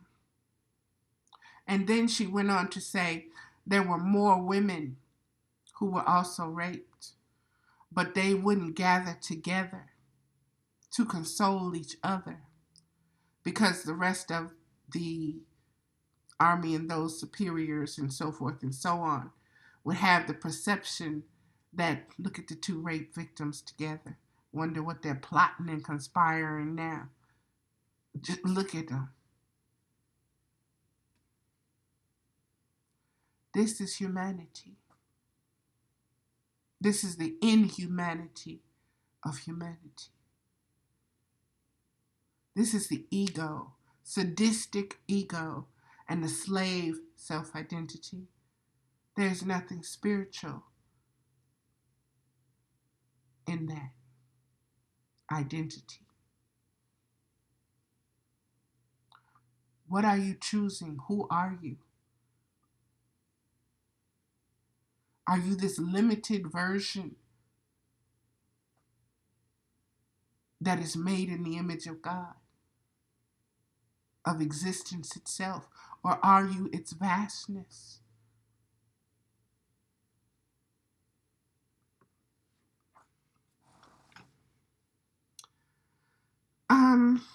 And this was what I wrote today because someone, excuse me, and let me just say this. When you get to this point in this way of beginning to identify yourself as different, as no longer in the gang or of the sadistic ego identity and the masochistic slave, when you take yourself out of that gang, you know how you have to be jumped in the game? You know how once you get into the mafia, you can't get out the mafia and all of this and that. It's the same way with the ego. The ego is not going to let you just up and leave. It's going to keep sending stuff at you until you are secure in your knowledge of yourself. It's going to keep testing you. And I'm going to use the example of Jesus. How many times did the devil tempt Jesus? He tried him. He had to try him. I'm going to try you like this, and I'm going to try you like that. And each time he was replied to from, I am not my ego. I am that I am. That which is in me comes first. I serve that. Before I worry about my physical hunger, I feed upon the spirit, fruits of the spirit. Can't say nothing to that. Okay. I'll be back. I'll be back. So, understand, beloveds, I received on Facebook a post in my messages that had a capital P and a capital I and a period and a small letter G, which to me was pig. Somebody calling me pig. Okay, I guess. I don't know. Because I'm not allowing my ego to even search and try to figure out and all of this, because that's distraction. That's taking me away from me. Okay? That's distraction. And then they had little stickers of a kangaroo mama crying, something about family, and all of this and all of that. And I just looked and I'm like, really? Wow. Wow. See, when you're so busy focusing on trying to hurt someone else, that means you are devoid of attention for yourself. Because while you focusing on trying to make me miserable, or trying to hurt my feelings, or trying to get me to go back into ego land,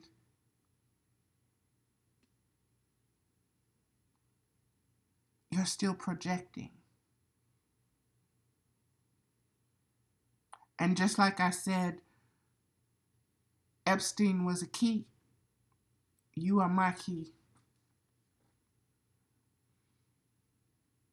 You are my key. You are my soulmate. You are my reflection. Valerie, are you going to get back into this ego? No. No.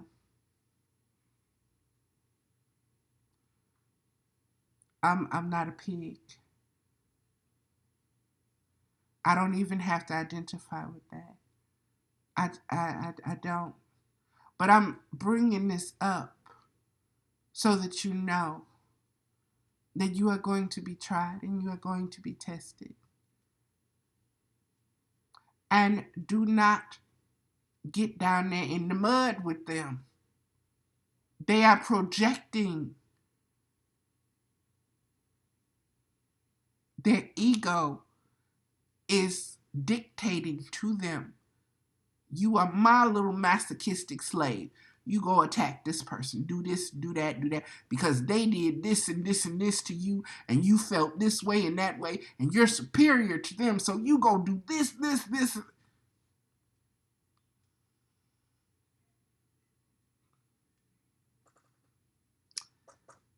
And vomit. No, thank you. I've ate enough of my own. I've ate enough of my own. I don't need you serving me up some of yours. I'm good. And don't be triggered. Because that's what it's for. It's for you to be triggered. And don't take it personal. It's not even that person. It's that person's egoic mind. The egoic mind is powers and principalities. You fight not against flesh. You're fighting against what's influencing that flesh. What's influencing it? The ego mind, the ego energy, the ego self, the master of this world, the matrix itself, the programming. So see what's coming at you. Know what's coming at you. Don't identify.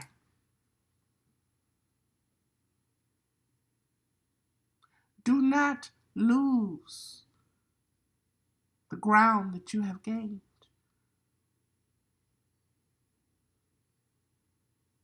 Do not give up heaven for hell. Do not give up peace for war. Do not give up security for insecurity. And as you continue to stay rooted, you are shining a light so that others can stay rooted. You're sending out a vibration, an energy.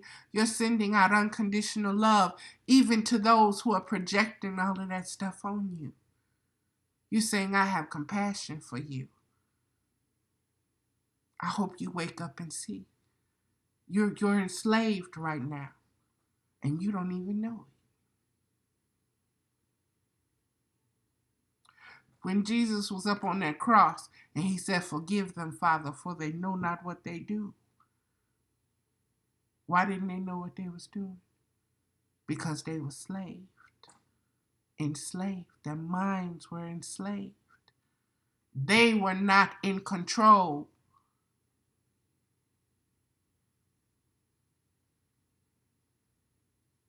So when I say the old Valerie would have been ready to go and crucify Epstein, literally go drag his ass up out of there and nail the nails myself. But now I am no longer that being.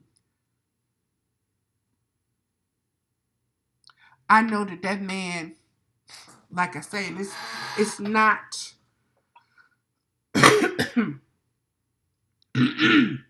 in no way excusing the things that he did.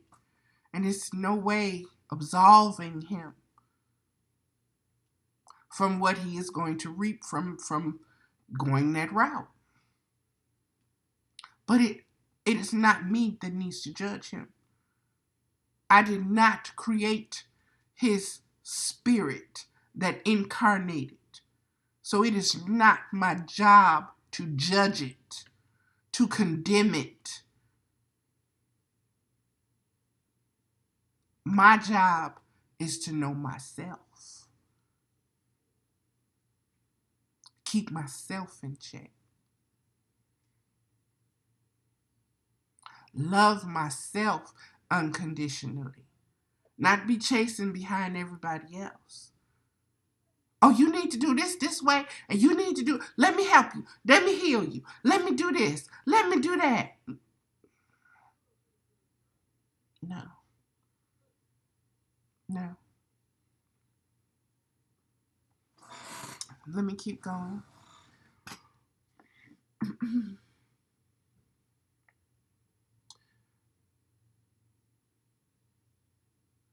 Jeffrey Epstein is a key to unlock the doors of the elite skeletal closet. You know the skull and bones?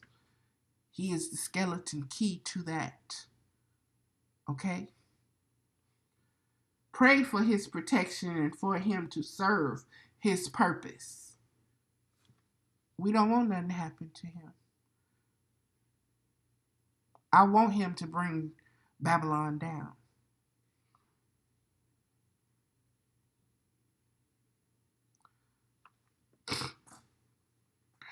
Two, egoic reaction pulls you back into the identity of the flesh, the works of the flesh, the doubts, the judgment, the fear, the punishment, etc.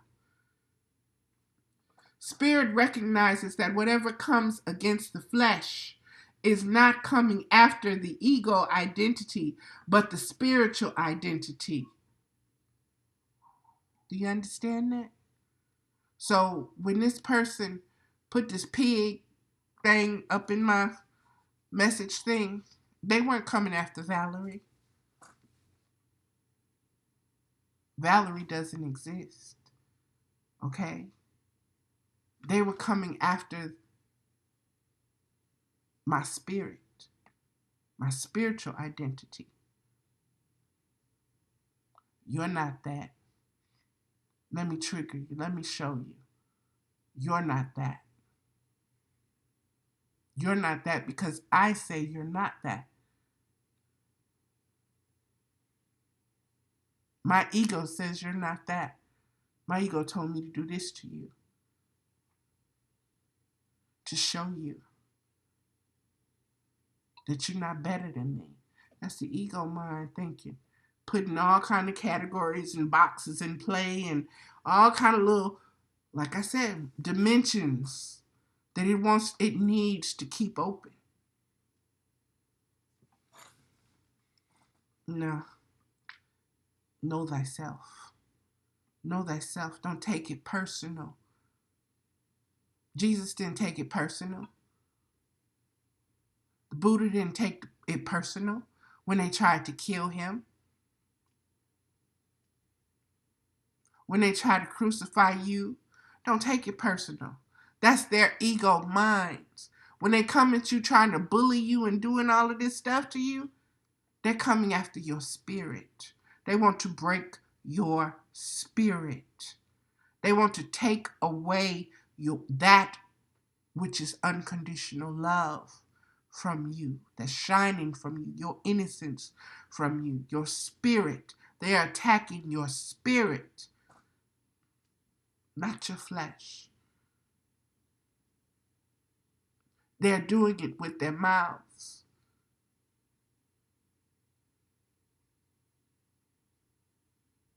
Know thyself. The art of war, it's not about a physical war. You do not fight flesh. Your war is not against flesh. It's against the powers and principalities. The power is the ego. The principalities is the slave, sadistic, machoistic mind, self-identity that comes up with all of this little petty stuff and carries it out to make the ego happy.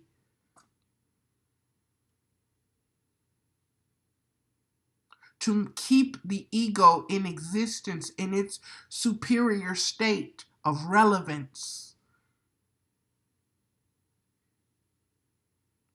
To keep it in a place and time.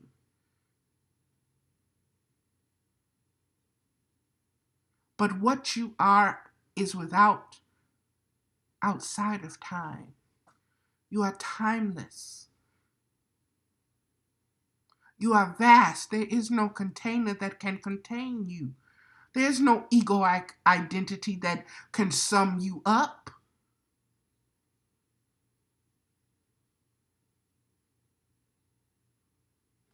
Let me keep going. We are not battling flesh, but the powers and principalities that have dominion over the flesh. Do you see that? The egoic mind and that self-identity has dominion over the flesh, over the vehicle that carries the spirit. The spirit is incarnated inside of here.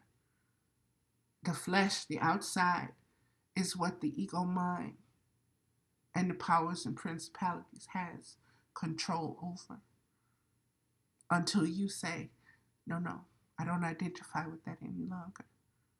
I'm more than that. I've transmuted that. I've ascended that. I've transcended that. I've walked up that ladder and I'm gone. The masters and the slaves. The sadistic master and the masochistic slave, personal identity, the works of the flesh, the emotions, the limited, imperfect. That's a choice. Or the unconditional vastness of perfection, born through the fruits of the spirit, which have no ending. These are the two wolves you feed. You feed them with the works of the flesh or the fruit of the spirit. And the strongest one is the one that you feed. It's the most nourished one. It's the most exercised one. It's the most vigorous one. It's the one with the loudest voice. Look inside your existence, your memories. See the wolves with sight beyond sight. Remember, wolves are free spirits. They will not allow themselves to perform in a circus for anyone's amusement. And when you break that wolf spirit, it becomes a dog.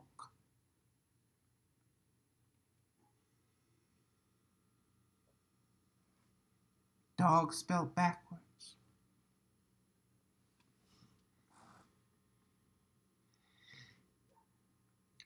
But they still follow a proven hierarchy.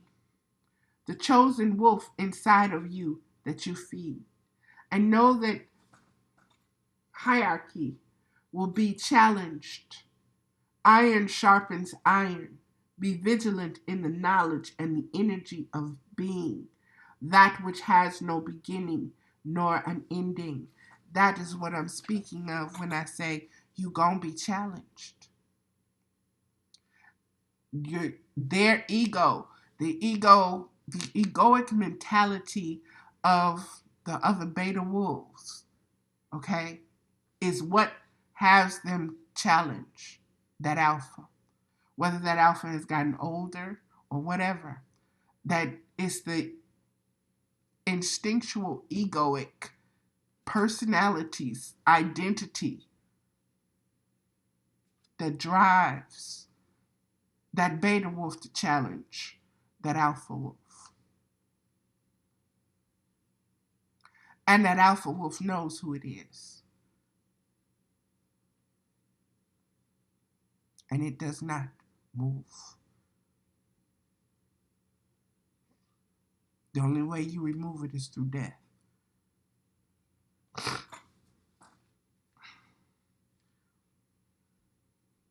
Iron sharpens iron. That's the other thing, beloved. Know that the tests that you endure or that are going to face you are the tests that you are up to. You don't need no little bitty test. It's going to be something big that's going to test you. Okay? This thing with me missing my family and all of this and all of that, they knew what to use. That's a big thing. My old identity, my family was all I had. I didn't have me. I had them. And I would die for them.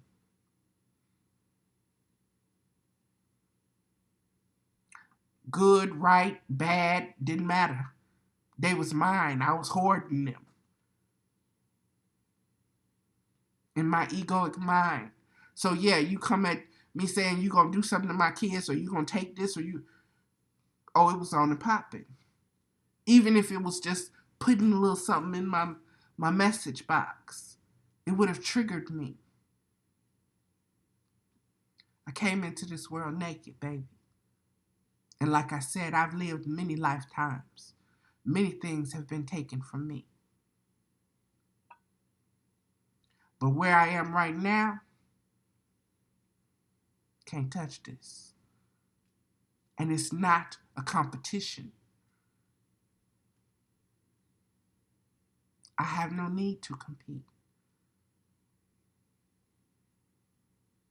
But obviously you have a need to try to get me to come into your lane with you. I'm going to stay in my own lane.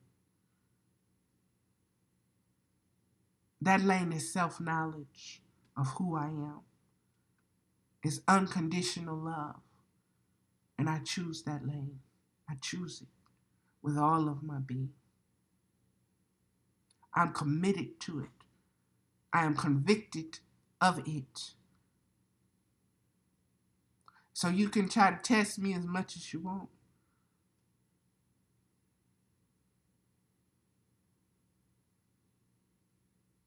That just means you don't know who you are if you got to test somebody else to see who they is.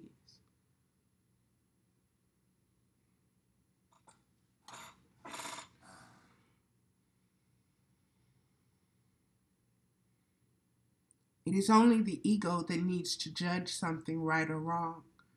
Existence knows all serves a purpose and does not stop being itself, no matter what it encounters, knowing there is nothing outside of itself.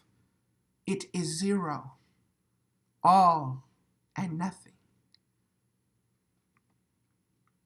Nothing can divide it, nothing can separate it, and nothing can contain it fully. Nothing can capture it. Nothing can imprison it. Nothing can hold it.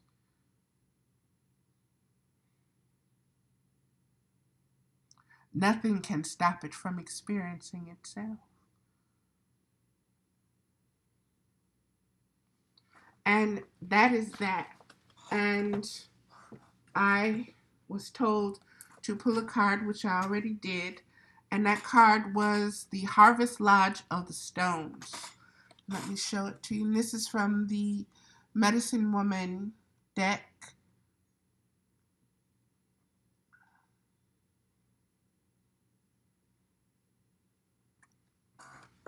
And it's on page 161, which is an 8, which is mommy's number.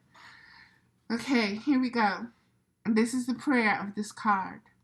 The more I have cared for the earth, the more the earth has given to me. I am wealthy and live in the paradise of my own creation. All that I have ever wanted is here now, a part of me. I have loved earth's beauty and cast my love upon her. The greatest of my dreams can now be seen in earth's form. I shall enjoy this, the best of times, and release all guilt from success. This is the moment I have long awaited. The great mother and I are one. And beloveds, let me just say this, that for the longest time, if you have been following me on this journey, you have heard me say that one of my greatest fears is of success.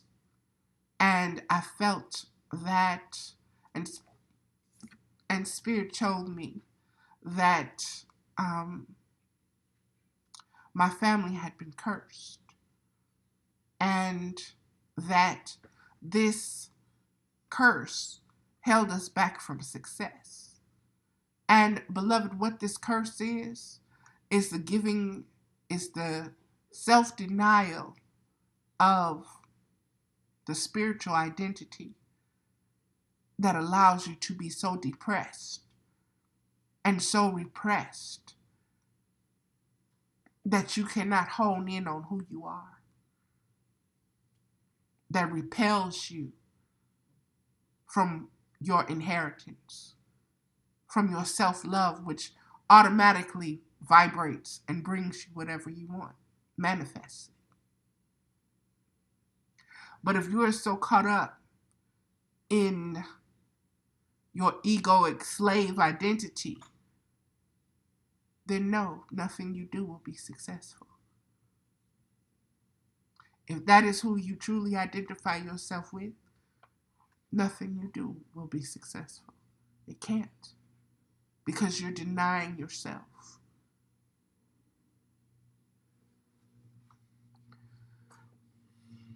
And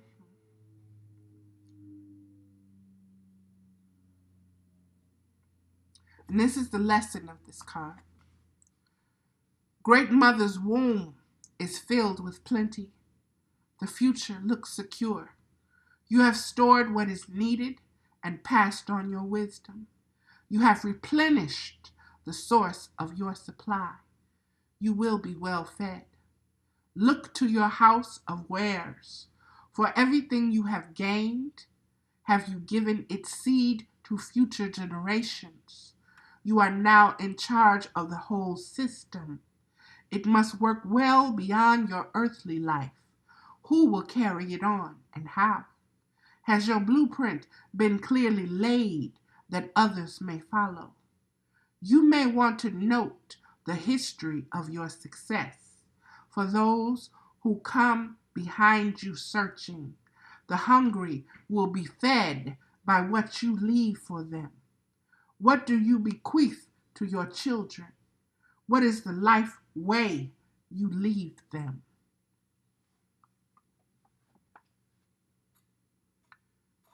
I am that I am. When whatever came at me, I faced it. When I need to forgive myself and love myself, I found how to do that. When I need to forgive my mother and forgive others, I learned how to do that. When it came to compassion, first for myself,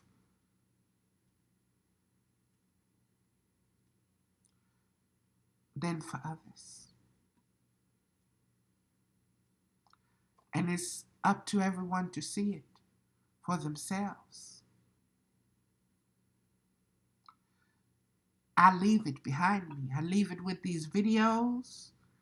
I leave it with the radio shows. I leave it with my Facebook entries. However it's used the way it's supposed to be.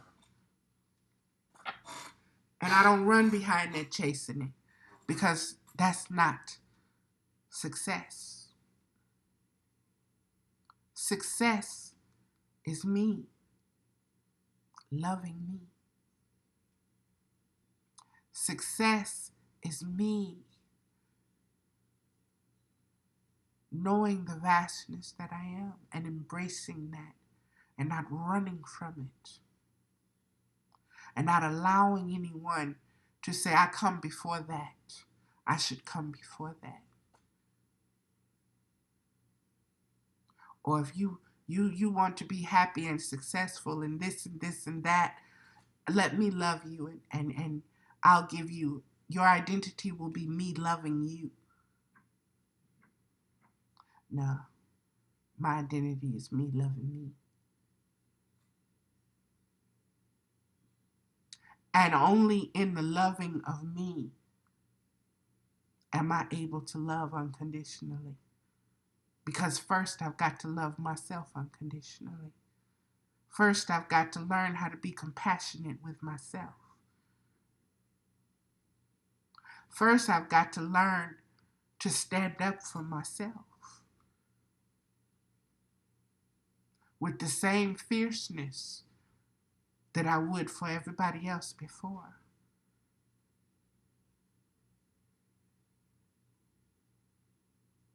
And so, beloveds, harvest lodge of the stones is the treasure chest. That's the treasure. You've harvested all your wares, and it's housed there. And this is your vibration, and this is what you leave behind. And this is what you leave. This is what your presence is. This is your present.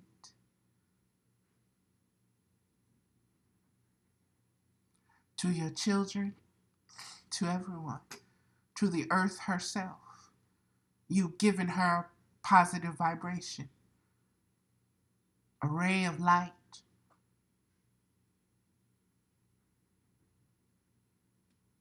Through self-love, through self-identification, through self-inquiry.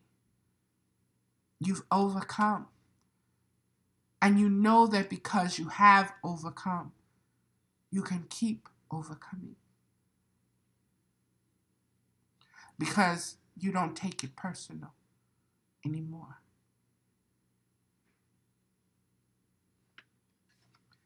You're not attached to that egoic identity that needs protecting or that needs to defend itself.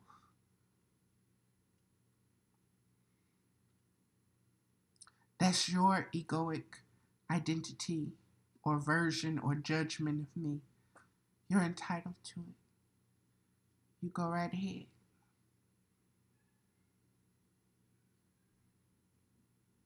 I know who I am.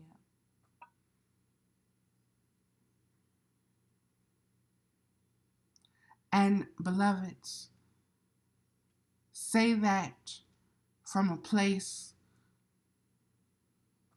of compassion and love. Not nanny boo boo. No, it's not being said from with that kind of energy. It's not coached in that kind of energy.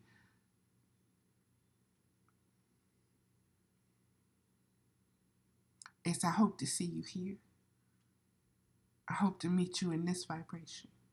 I've known you in that vibration. I hope to meet you in this one. I hope to see you in this one. I hope to embrace and love you in this one.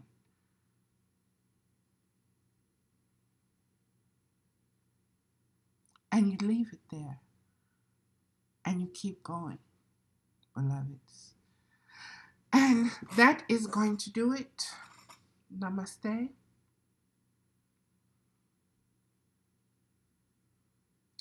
Please share this with anyone and everyone that you know. You can desimulate it or simulate it in any way you want to, because it benefits the collective when you do so. You're sharing the fruit. And that brings success to humanity itself.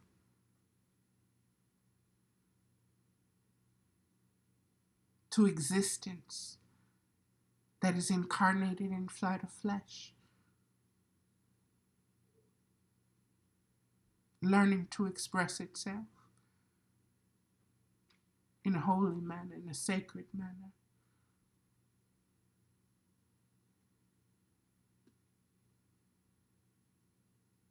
Aho.